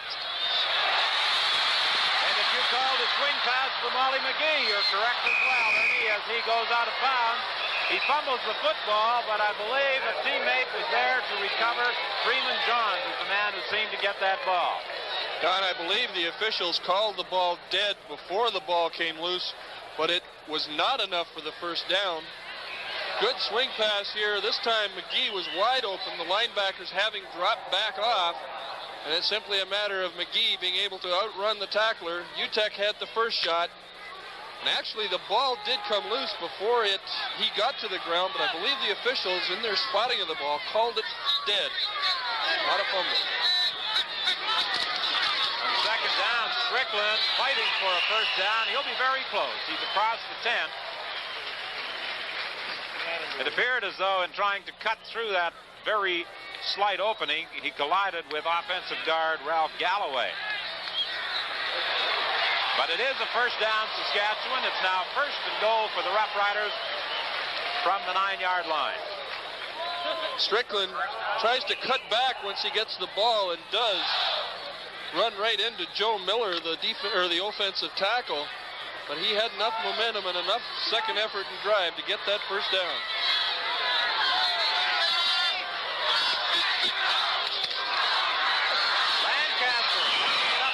Just as Utek came shooting through, the blitz was on. Randy Rhino was the man who knocked it away. That almost resulted in an interception. We'll run this forward just a little bit. Lancaster dropping in. If we'll hold it right there, here comes Larry Utek from his defensive back position, blitzing. Lancaster had to unload it. Rhino almost with the big interception. That's twice they've almost intercepted inside their own 10-yard line. Almost don't get you anywhere. Paul Posadowski was saying that Lancaster has only been sacked once in the last 6 games. A veteran quarterback such as Lancaster just doesn't get trapped back there too often. Here's the touchdown throw to Missouri. Under the pressure as the Alouettes were coming again, Lancaster unloaded into the end zone to Steve Missouri. Ball was right on the money against this wind. Got a good rush here from Glenn Weir. A little bit of looping action with his other defensive tackle, but Lancaster, enough time, gets that ball to Mazurek in the deep corner of the end zone. Here's Mazurek running kind of a stutter pattern and then breaking to the corner. And he just outruns Dwayne Crump to that corner. Macarides point after attempt gives Saskatchewan a 24-15 lead with 5:53 the time left in this third quarter.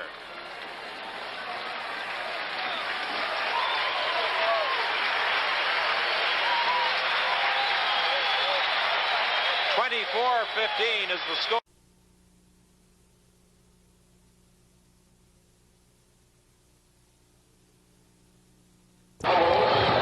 Samples, of course, was acquired back in August from the Hamilton Tiger Cats in a trade for George Wells. He's played well for the Riders.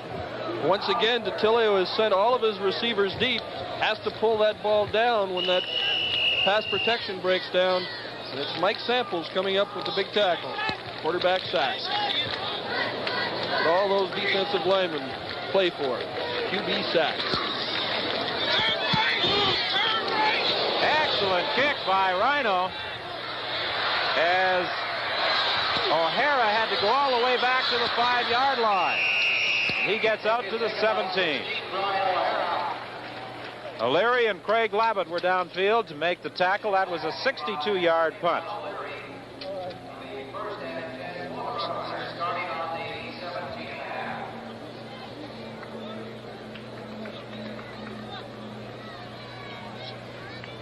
I believe I may have said Randy Rhino, the man who punted that ball. It's Wally Buono, of course.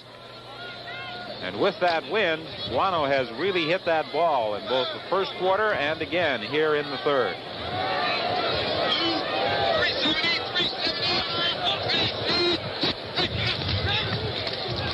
Pitch to Molly McGee, and he gets a couple of yards before being upset at the 20.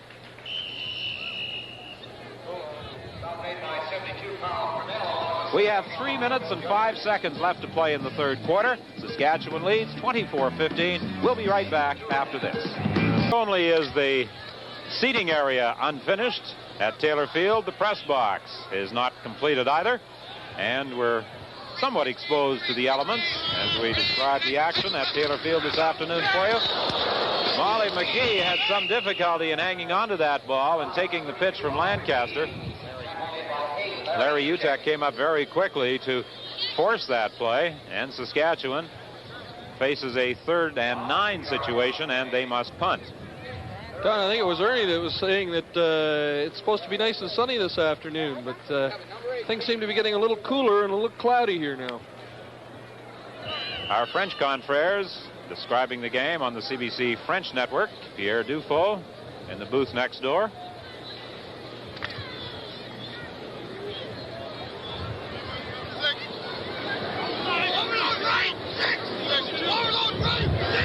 Well, the Alouettes will get excellent field position following this McAreedy punt.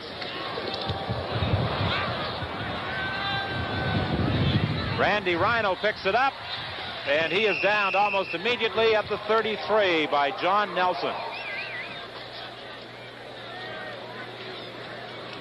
Nelson had shifted back and forth between Saskatchewan and Winnipeg this year. He started the season with the Saskatchewan Roughriders, went through training camp with them, was released, picked up by the Winnipeg Blue Bombers, released by Winnipeg, and back to Saskatchewan he came, and he has been on the roster for the last couple of weeks.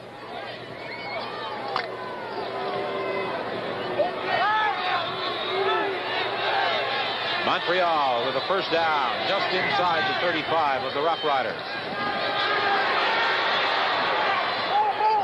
Complete for John O'Leary down at the 8-yard line. They rule the 7-yard line as the mark where he stepped out.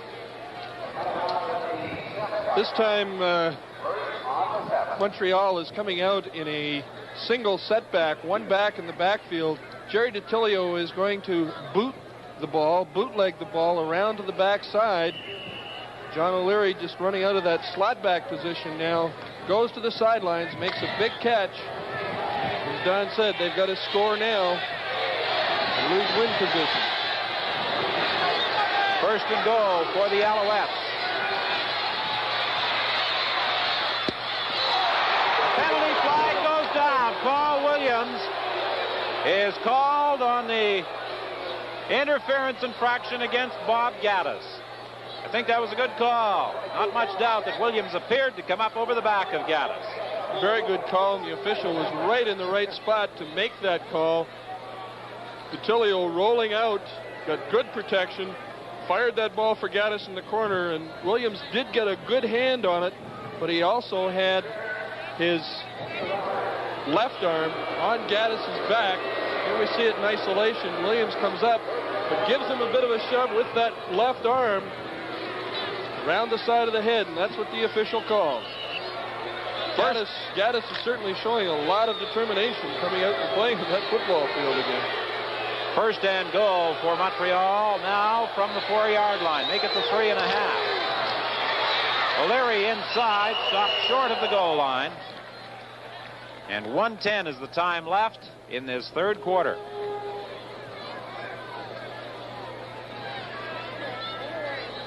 You know, I said that was a good call on the part of the officials on Paul Williams. I wouldn't want to try and tell PW that, particularly seconds after the flag flew.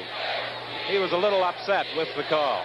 Paul Williams is a fiery competitor, and he believes that he can do no wrong. Second and goal from the 1. DiTilio keeps. He's got the touchdown. DiTilio made a good fake to John O'Leary, and he had a clear path into the end zone as the Alouettes again cut into that Saskatchewan lead. Smart move by the quarterback. Stuck that ball in his hip, and even got a bit of some of our cameraman a little confused there, but he stuck it on his hip. All those guys firing straight ahead. The defense came up to meet them. Tilio simply had to scoot around the corner for the touchdown. He outran Featherstone and Manchuk into that end zone for the major score. It's 24-21 with 36 seconds remaining in this third quarter. I think those plays are the cameraman's nightmare when they start hiding the ball and they can't find it.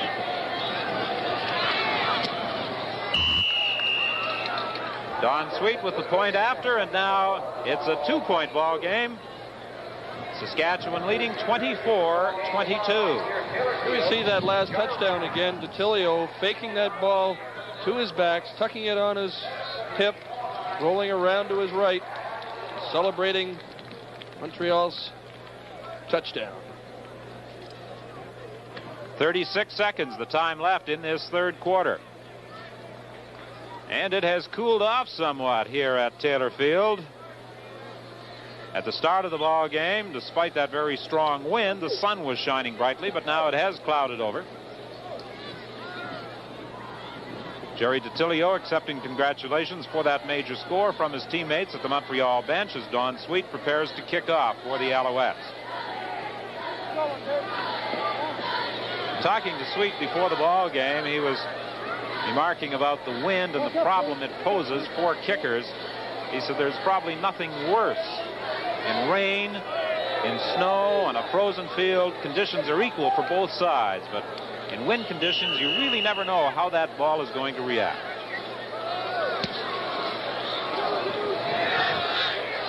O'Hara from the goal area.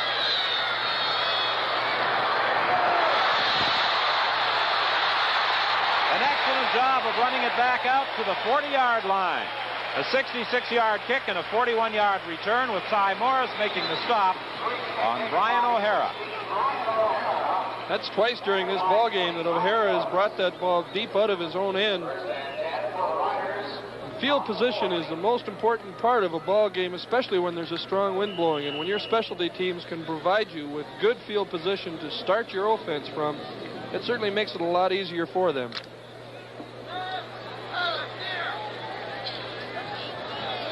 First and 10, Saskatchewan at their own 40. Draw play with Strickland. Gain of 2, not much more. He was in the grasp of Al Cowlings, the defensive end. It will be 2nd and 8 for Saskatchewan.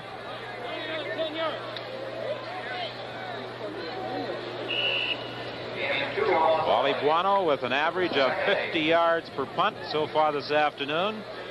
A 78-yard single in that opening quarter. Buono also doing quite a job at that outside linebacking position. He's having a good year.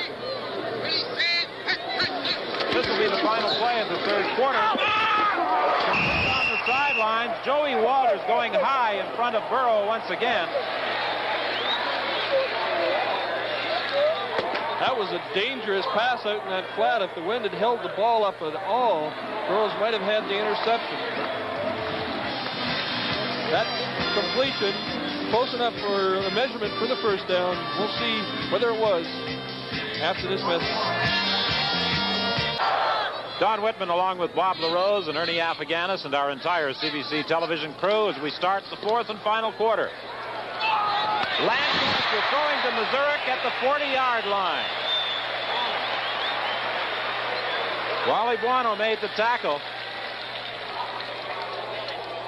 That's been the bread and butter play for them all game long. Lancaster getting good protection, stepping up into his pocket and finding Mazurek over that middle. He's done an excellent job of delivering that ball, and Mazurek has certainly done a commendable job as a tight end in this game, receiving that ball in heavy traffic over the middle. Gain of 20. Lancaster in difficulty. He was being pressured from both sides, with Ayu coming from the right and Cowlings from the left, and they converged at about the same instant, just as Lancaster threw it away. And they also had pressure from linebackers. They had everybody coming at him. A lot of pressure coming in there, and Lancaster just gets that ball away before Al Cowlings takes him to the ground. Now the Alouettes have made a defensive change as the Roughriders huddle on 2nd and 10.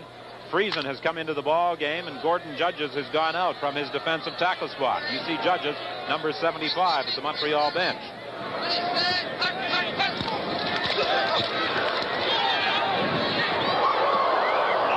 Picked off by Larry Utak as Johns was overthrown by Lancaster. And it will be 3rd and 10 for the Roughriders. Friesen came in for Judges, lines up as a down lineman, but then will step back off to help the underneath coverage. Only 3 linemen rushing. Johns was wide open on the play and was simply overthrown by Lancaster. Gainer the Gopher, the Rider mascot.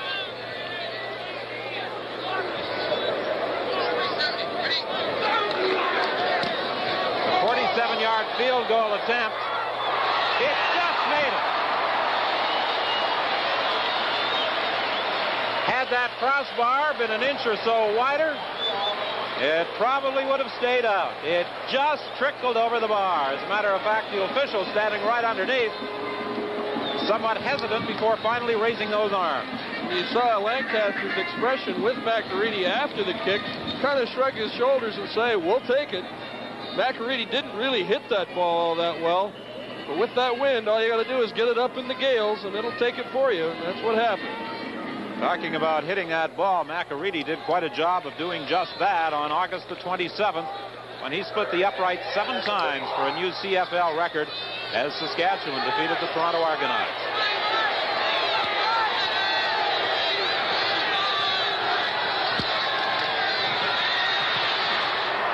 DeTilio going for broke with Gaddis. Incomplete. Knocked away by Paul Williams. Again, Gaddis had beaten his man initially, but with that ball hanging up in that strong breeze, he had to wait for it. And what a tremendous throw by DeTilio into that wind. Just a super throw into the wind. He used that little bit of a bootleg action, faked a running play to the one side, then rolled out with his guards in front of him. Rears back and fires that ball, and as Don mentioned, Gaddis was behind him but had to hold up a little bit. Paul Williams got a hand on it. Gaddis, in a valiant attempt to make the catch, almost got the ball on the second chance. Ron Cherkas, 24-year-old defensive tackle in his 3rd year with Saskatchewan. Down on one knee, and he'll be replaced by Brian Hillebrand. Okay, Ernie. Don, we just would like to remind everyone of Hockey Night in Canada. It begins on the 14th of October. The New York Islanders will be in Toronto to take on the Maple Leafs. That will be on the network, and for Quebec, it'll be Colorado playing in Montreal against the Stanley Cup champion Canadiens. That's the 14th of October, next Saturday. It's going to be a busy day for Harold Ballard. He has his Hamilton Ticats in action in the afternoon against the Argonauts, and then his Maple Leafs in action at night against the Islanders. However, I'm sure Harold and King Clancy will be attending both events. David Green is taken out of bounds by Roger Goree.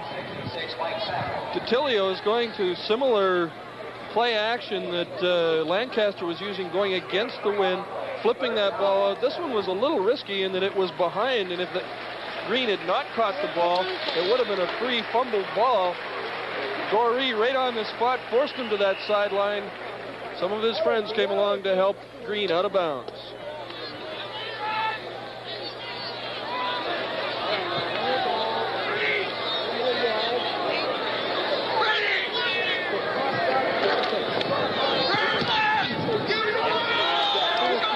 Guano's kick hangs up in the wind. O'Hara takes the ball. A penalty flag goes down.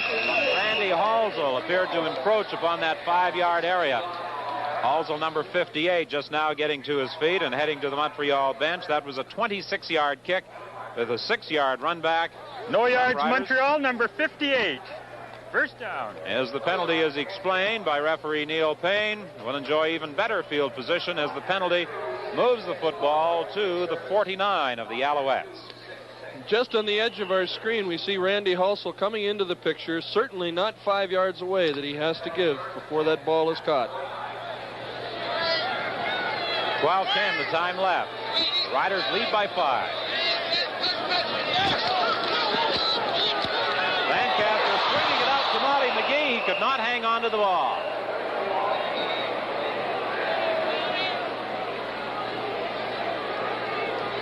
Ron Lancaster, who next weekend will reach that magic mark of 40 years of age.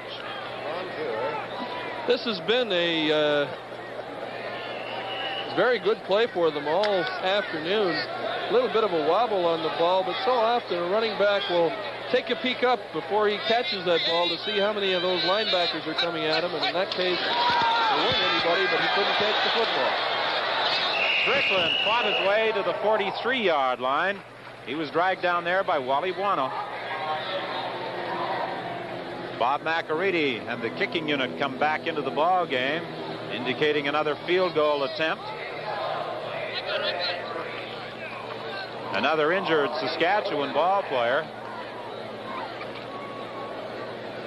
Molly McGee was shaken up.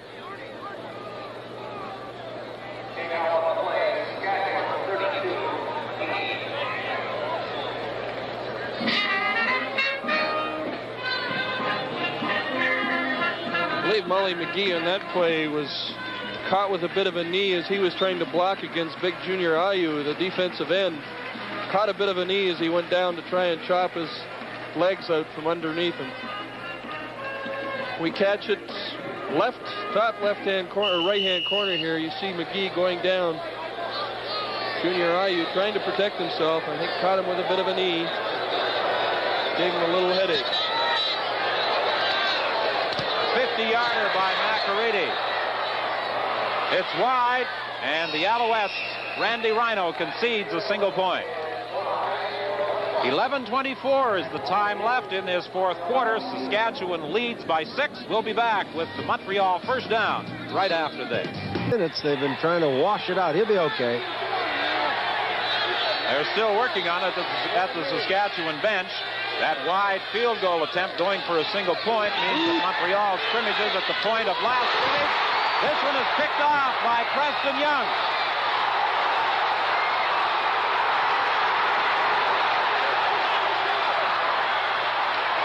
Brought down at the 15-yard line by David Green.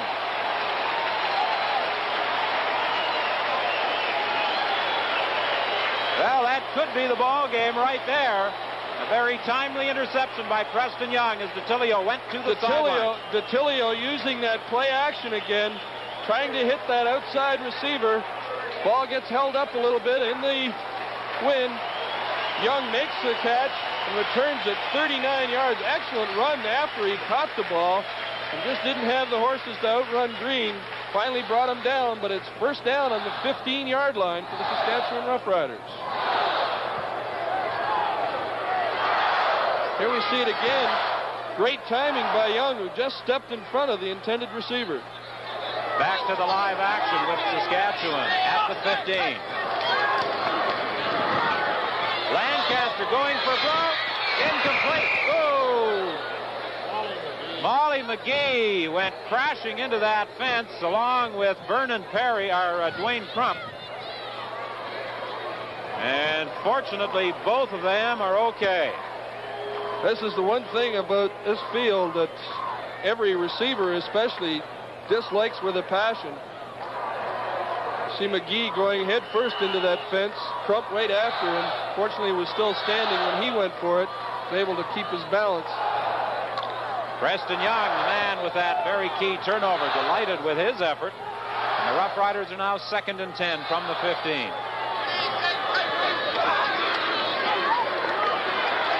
Lancaster throwing incomplete, intended for O'Hara in the end zone. And another field goal attempt will be upcoming by Bob McAready. Well, the Roughriders have had opportunities here in this fourth quarter to put it away.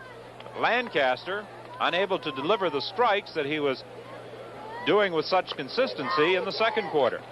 I think Ronnie has reason to be a little upset with himself because he's certainly been getting all kinds of time to throw that football. And as we said earlier, even when you're throwing with the wind, it's not the easiest thing to do because you start taking allowances for what the wind's going to do. And if it's not gusting at the time, or it is, it has a strange effect on that football. That field goal attempt is successful, and the Riders move into a 31-22 lead.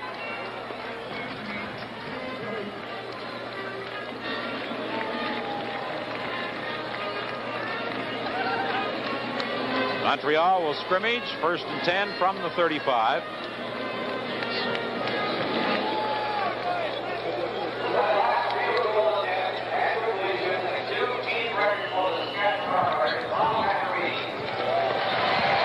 Earlier we talked about the Hall of Fame induction dinner on November 5th in Hamilton. And inductees to be honored this year are players Kay Vaughn and Ron Atchison, and builders Paul Dojak and the late Harry McBrien. It's also expected that Jackie Parker will be a special guest that day. Jackie Parker just recently was named the player of the quarter century in the Shenley balloting. And speaking of the Shenley Awards, they are going to be making the initial selections across the country very soon. The first ballots are in the mail as representatives in all categories from each team are named, and then the field is narrowed to the top players east and west. And then, of course, during Grey Cup week, the Shenley Awards are announced in Toronto.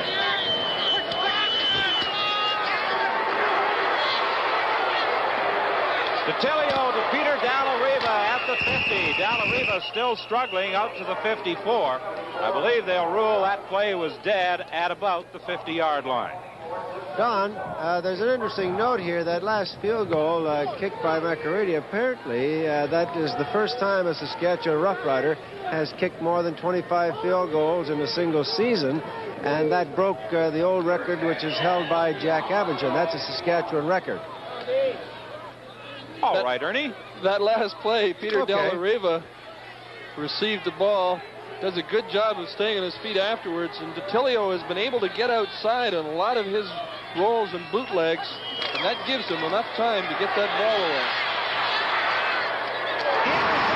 It's picked off by Ken McEachran.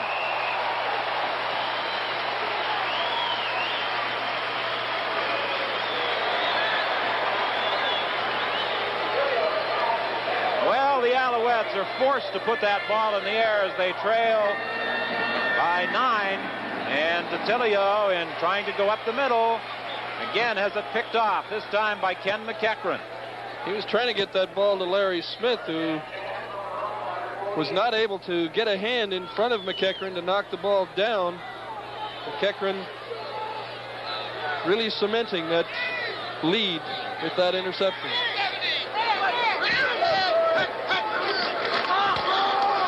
Strickland picks up about 1 and not much more. Junior Ayu is one of the people in on the stop. 7:45 is the time left in the ball game. Saskatchewan leads 31-22.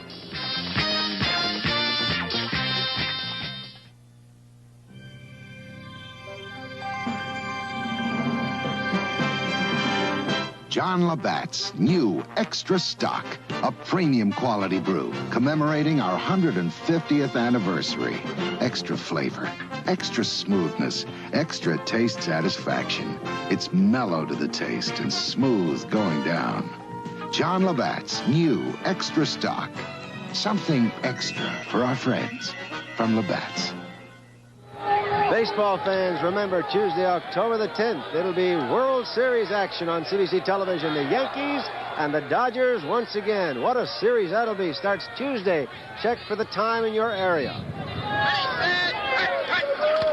Foul play with Mike Strickland. He's got the first down.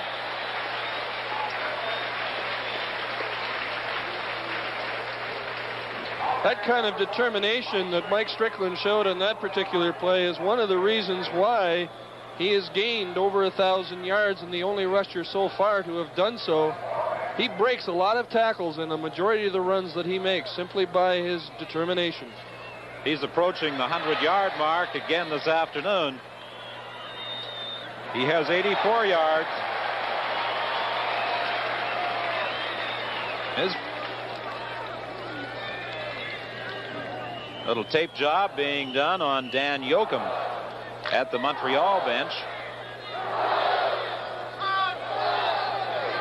I wonder if he uses odor readers. 180, 180. Ready, set. Wide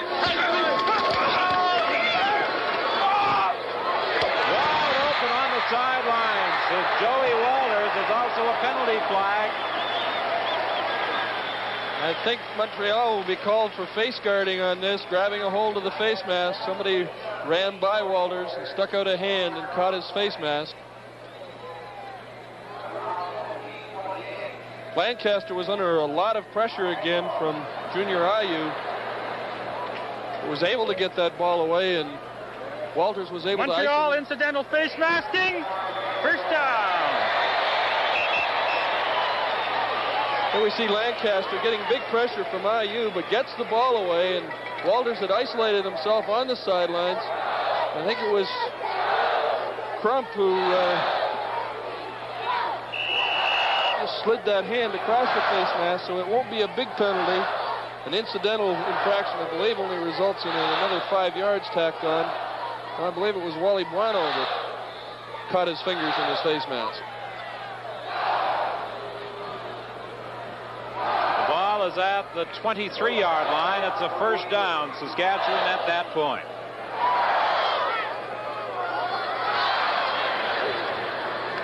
.6:51 is the time left in the game. The Riders lead by 9, and they're threatening to add more.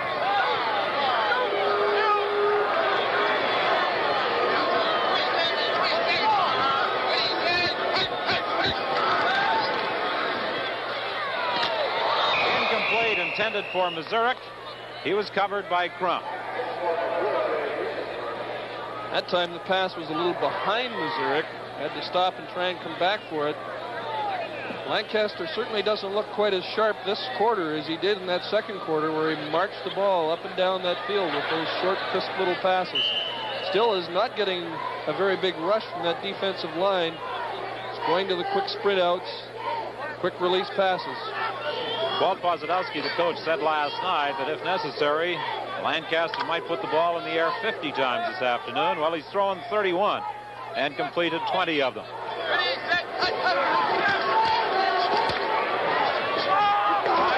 Walters again and again. The Riders come up with a first down as Vernon Perry finally dumps Walters to the turf, and there is also a penalty flag on the play. I think unnecessary roughness is going to be charged against the Alouettes.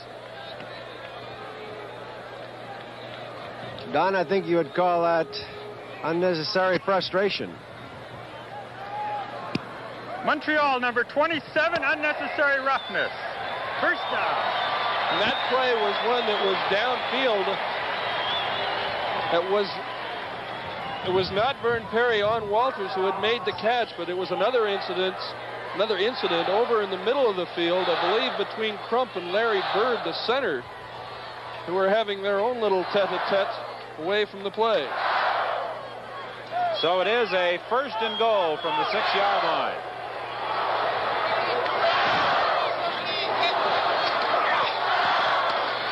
Molly McGee is upset at the 5. Junior Ayu is the man who came in from his defensive end spot with a little help. Don mentioned earlier the kind of game that Wally Buono, the right corner linebacker, has been having. He does a good job in this play. There's a lot of bodies coming out. Ralph Galloway being the first one to take him on. He ducked underneath it and made the play on Molly McGee, trying to come around that corner. Second and goal from just outside the 5.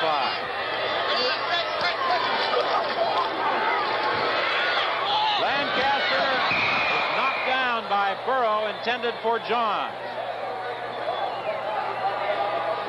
Well, in this fourth quarter, the Riders have had many opportunities to put a touchdown on the board, but they've been forced to settle for field goal attempts by McAreedy, and they'll try it again. Jim Burrow does a great job in this play. Freeman Johns running the pass pattern, gives him a good chuck as he comes over the goal line, and then breaks on the ball, and once again almost comes down with the interception.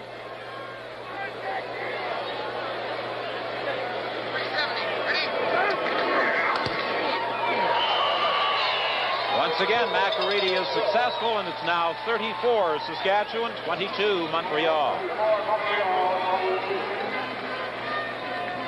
2 interceptions in this fourth quarter have been costly for the Alouettes. They desperately are trying to put a drive together, and on both occasions those interceptions have snuffed out the drive and enabled the Roughriders to go in for field goals by that man, Bob McAreedy. And Don, in a different climatic setting where the wind wasn't so strong, you might say that having to settle for field goals would be a detriment to the Saskatchewan Roughriders, in that they might feel that they've been losing a little bit of momentum. But in this case, with the wind at their back, it's certainly an uphill struggle for the Montreal Alouettes with the only 4.5 minutes remaining in the game.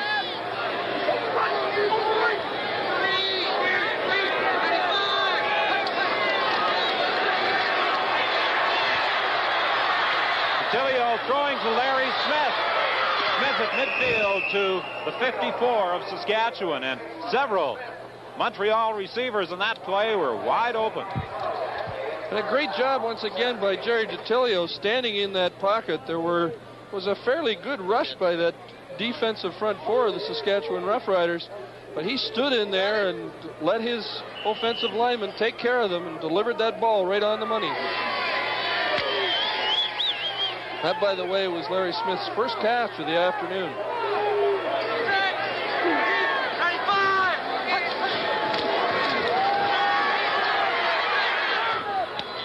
Off the fingertips of Chuck McMahon, he was being covered by Steve Dennis. It will be 2nd and 10 for the Alouettes. Dennis activated for this game after missing the season because of injury. Young Chuck McMahon has been having a few problems trying to catch that football in his first start as a wide receiver for the Montreal Alouettes. He's been able to get a hand on a couple of them, but has yet to come down with a completion in this game. At the Saskatchewan bench, Joe Miller is receiving a little treatment. A lot of ball players have been shaken up this afternoon. They've all been able to return to action. Complete to O'Leary. It should be a first down as he is at the 43 of the Roughriders. And 3:10 is the time left in the ball game. We'll be back with the final minutes of this ball game right after this. Although Pozadowski must feel somewhat more comfortable and assured than does his counterpart at the Montreal bench. After all, the Riders lead by 12, but Montreal has a first down at the Saskatchewan 43. The penalty flag is down. The pass complete to Larry Smith down at the 9-yard line. Don, that almost has to result in a holding penalty, but Jerry DiTilio's waving his hands. Saskatchewan decline. First down. Offside Saskatchewan, so it's a big first down inside the 10-yard line for Montreal. It was strange because the flag was thrown by the field judge, not by one of the linesmen on that play, down in the middle of the field. So it must have been somebody lining up offside. And now it's a 1st and goal for the Alouettes. 2:43, the time remaining.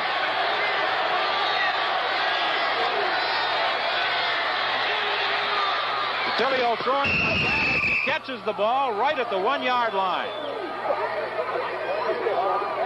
An excellent diving catch by Gaddis. Out of bounds. Out of bounds. 1-1. DiTilio going to that sprint out action to keep that charge away.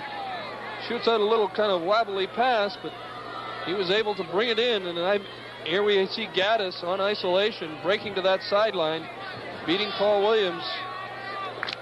I'm really impressed with Gaddis. Caught 4 balls and barely is able to open his mouth. The injuries he's getting. O'Leary has the touchdown, and the Alouettes are right back in this ball game, although only 2 minutes and 30 seconds remain to be played. And it's interesting that in this second half, the team going against the wind has scored the touchdown. Here we see it again. O'Leary is taking that little handoff from the 3-back backfield and pulling his way into the end zone. Good offensive charge of that line, opening up the hole for him. The Alouettes had lined up initially as though they were going to try for the 2-point conversion. But now Don Sweet comes into the ball game, and they'll line up in a kicking formation with Sweet trying to narrow that gap to just 4 points. Make that 5 points. Penalty flags are down. The convert attempt is successful, and I believe the infraction was against Saskatchewan. Saskatchewan offside, decline. 34-29, a 5-point differential. The sun now breaking through the clouds that have dominated the skies for the last hour or so. Don, that sun's going to be really treacherous on the far side of that field with anybody trying to look back into it to catch the football. It's not one thing that's getting you, it's something else. Here's Bob Gaddis on that sideline. Still looking like he's in a lot of trouble from that mouth and jaw injury that he's had, but still feels well enough to crack a smile. 2 minutes and 30 seconds remaining. And almost certainly the Alouettes will be attempting a short kickoff. They marched, as you see, 75 yards for that touchdown by John O'Leary. I think credit has to be given to DeTilio, too. Earlier in the quarter, he's thrown 2 interceptions, but that has not deterred him at all in putting that ball in the air. He fired strikes in that drive. Sweet has 9 men lined up to his left. Only 2 people are on the right-hand side.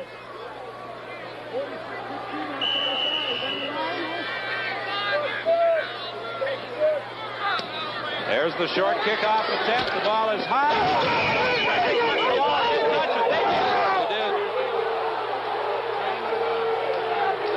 It was either Randy Rhino or Crump who got up there. Crump is elated, but I think it was Randy Rhino who deflected that ball out of bounds.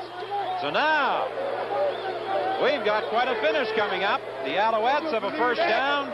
The ball is at the 40 or the 52 of Saskatchewan. Don, I think Paul Williams felt that he was the one that knocked the ball out of bounds, and really, I guess it's only a replay that can really tell us for sure. It almost seemed that the ball went over everybody and went out of bounds, but somebody might have got just a fingertip, and the official was right there to make the call.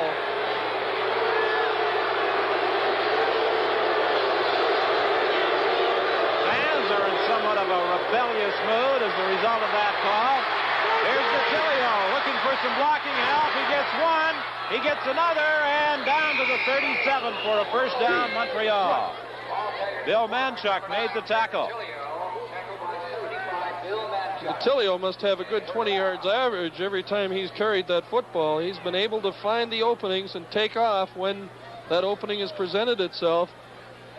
He's got his receivers going deep once again. That hole opens up, and he's got O'Leary out in front of him. They give him a block, gets another one further downfield. Big pickup. Back to the live action. Here's the draw play with Green, and Green is to the 32. 2:06 is the time left in the ball game. Much to his credit, DeTilio has been calling all his own plays. I thought a very smart one there, going with the draw play after he's been passing it almost every down. Now we're into the final 2 minutes. It's 2nd and 5 for the Alouettes. The ball is at the 32. DeTilio throwing it up, and it's almost picked off by Ken McEachran, intended for Peter Dalla Riva. And that time, Roger Goree was the man putting the pressure on him. Goree blitzing from his linebacking position, coming right up the middle. Ball goes high in the air, batted around, but nobody can bring it down.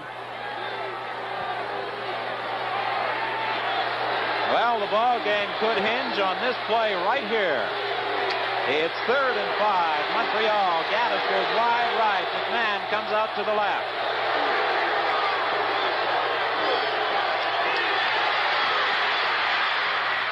DeTilio, he's got Larry Smith, touchdown! The Alouettes on a 3rd down gamble get the touchdown, and what a strike from DeTilio to Larry Smith. Only his 2nd catch of the day. And what a catch it was. Everybody expecting DeTilio to go short for the first down. Instead, he throws it up over the top of everybody, and Smith is wide open. Got behind those defenders. DeTilio, instead of looking for a 6-yard first down, goes for the bundle, and it pays off for Montreal. And now the Alouettes are in the lead.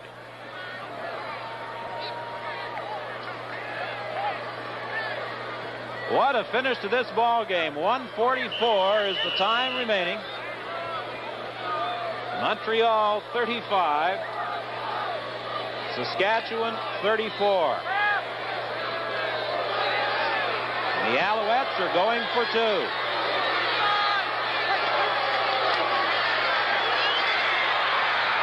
The end zone throw. Gaddis couldn't hang on. The ball was there. And Bob Gaddis, who had made some sensational catches so far today, could not hang on as he was wide open in the end zone. And those were two important points for Montreal. It would have made the difference between a single point and a field goal, and that ball was right there, hit him in the shoulder pads and bounced out. Fortunate for Gaddis.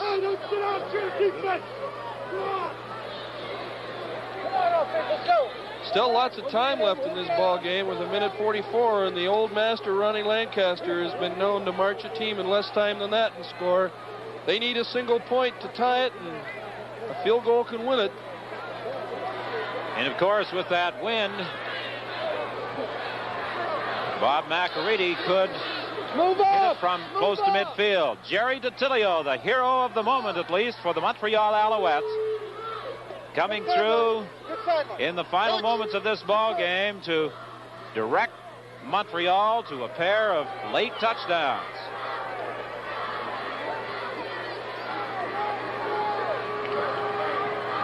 Cover this kick in! Cover it, cover it! I think it's safe to say there won't be a short kickoff on this play time. Don Sweet lining up. 1:44, the time left. Montreal in front, 35-34.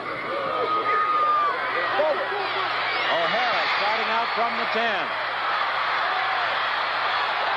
All the way to the 41-yard line. O'Hara has been terribly impressive all day long in his punt returns. He gets it in full stride and just burns up the field. His most important return of 29 yards right here near the end of the ball game puts him in pretty good field position. Here we see him just taking that ball. He disappears into a big crowd, pops out the other end, still running. Back to the live action. Lancaster trying to set up, and Bob alluded to that sun a little earlier. And Mike Strickland over there had the sun, I'm sure, shining directly in his face on that throw from Lancaster. It appeared as though he was having difficulty with it. Also seemed as though he jammed his finger on the play trying to make the catch, and Molnar has gone into the game to replace him as he comes out seeking some medical attention to his hands. 1:28 is the time left. It's 2nd and 10.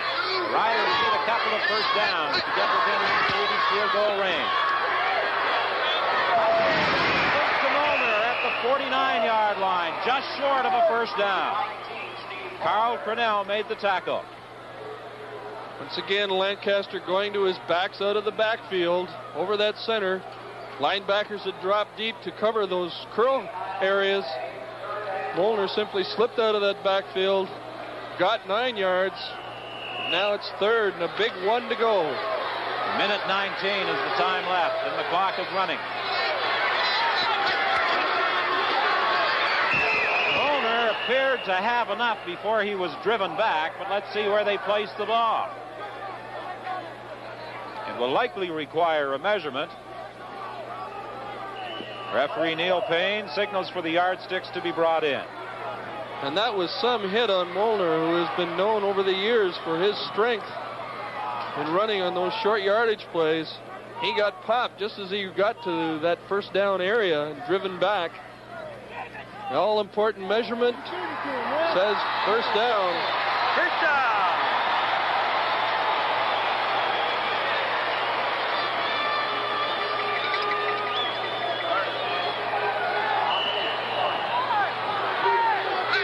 First down from the 51. The draw play with Molly McGee. McGee crosses midfield to the 54.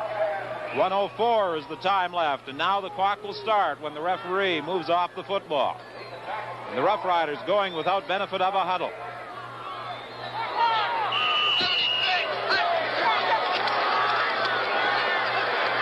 Second down, the little swing pass. McGee fumbles the ball. He could not hang on. An incomplete pass on that little swing pass to Molly McGee. 57 seconds left in the ball game now. Molly McGee has really had some problems today holding on to those little swing passes out of that backfield. He's been open all the time on them. Just hasn't been able to squeeze the handle. It's a big third down gamble for the Roughriders. This game, their season, rests on what happens here. Complete to Freeman Johns. He's at the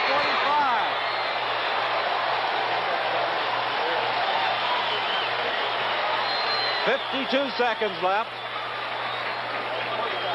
This time, Freeman Johns, the wide receiver, does an underneath pattern. He cuts back underneath the clearing middle receiver, makes the big catch, gets the first down. Back to live action. The ball is at the 46.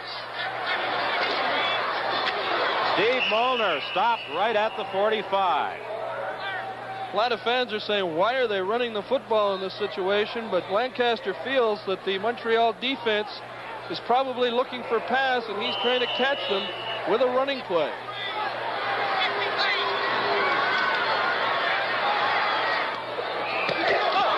Intended for Walters, incomplete. A good hit by both Zapek and Burrow. A big hit by Burrows, who got there just as the ball did and jarred it loose. Joey Walters had made a good attempt to catch the ball. Don Sweet has come into the ball game replacing Utek, and Sweet is going to go back into the end zone along with Randy Rhino. It's the old kick the ball, kick the ball, kick the ball. The field goal attempt will come from 52 yards away. Wally Guano is also back there. The kick is up. It is wide. In the end zone. It's picked up by Randy Rhino. He's going to try and get it out. He won't make it.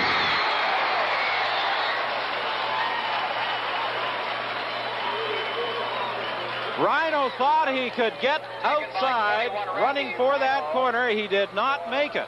And Joe Scannella, I think, is upset with that one because he had sent Don Sweet, Wally Buono, and Rhino back into the end zone, and I'm sure Sweet and Buono were under instructions to kick it back out. Don, I think it was a smart play to try and get out, because even if they had kicked the ball out, there's still 22 seconds to go. If they had punted the ball, Saskatchewan would have most likely retained possession and probably in better field position to kick their field goal. Because of that wide field goal attempt going for a single, Montreal scrimmages at the 44, the point of last scrimmage for Saskatchewan. So Montreal, with one pass, might get in position here. Got it. Dallariva at the 44-yard line of Saskatchewan. 16 seconds the time left. What a ball game Jerry DiTilio is having. Starting only his third game, the Canadian quarterback has the Alouettes in position to perhaps win this ball game. And it looked several times as though it was lost. Throwing it out of bounds, stopping the clock with 10 seconds left. Many of the fans had started to exit with about 4 minutes remaining in the ball game when the Riders appeared to be comfortably in front. And now many of them are congregated along the sidelines. DiTilio bringing the Owls back with 2 late touchdowns. And then, of course, the single point by Saskatchewan has tied the score at 35. Second and 10.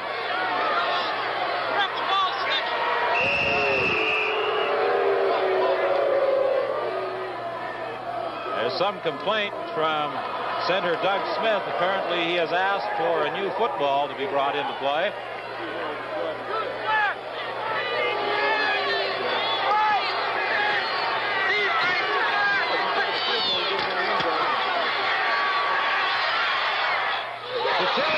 Almost intercepted. Dennis stepped in front of that throw intended for McMahon with 5 seconds left.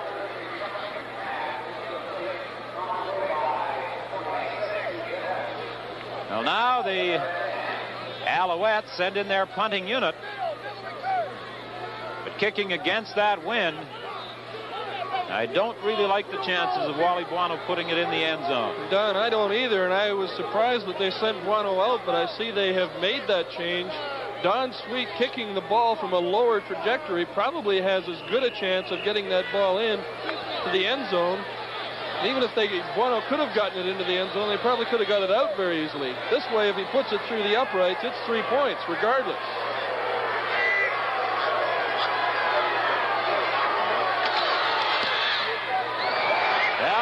ball is going to be well short. A penalty flag also goes down at the 20-yard line as O'Hara grounds the football, but there is a flag on the play. Don, there was a lot of confusion with ball players from Saskatchewan Roughriders running on and off the field, and I'm wondering if they had too many of them out there. They had the extra player out there, so the Alouettes will get another chance. Let's listen. Too many men, Saskatchewan. There was a lot of confusion, not knowing whether it was the punt team or the field goal team out there, and there are different members on these teams for both sides. Saskatchewan got caught with somebody not being totally awake, had that extra man on the field, and now they'll get to try it again. And this time it's Wally Buono who's going to try and punt the ball into the end zone. Well, time has run out. Again. No, it's not. They make the change. Buono and the punting unit initially came in. Now they go back to the bench, and Don Sweet again moves out. Maybe they'll hope they'll put an extra man on the field again now.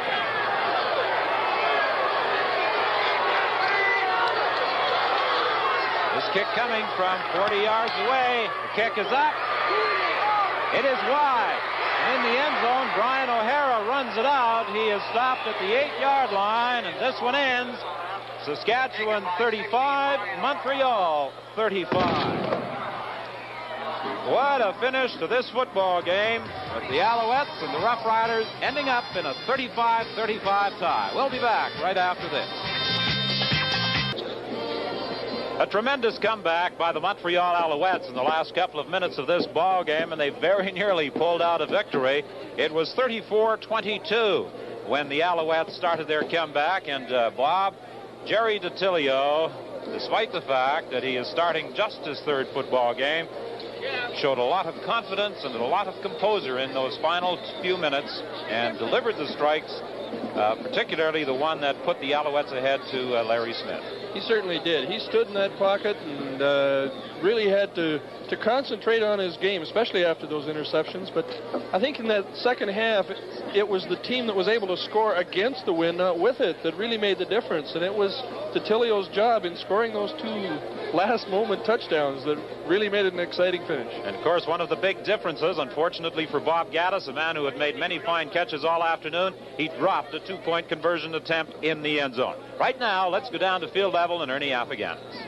All right, Don, and it seems that as we watch the Saskatchewan Roughriders go by us on their way to the dressing room, there's great disappointment there because, after all, they did have the ball game pretty well locked up.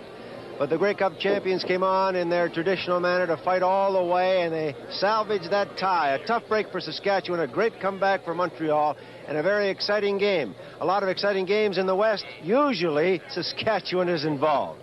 Now, this is Ernie Afghani's for Bob LaRose and Don Whitman saying goodbye from Taylor Field in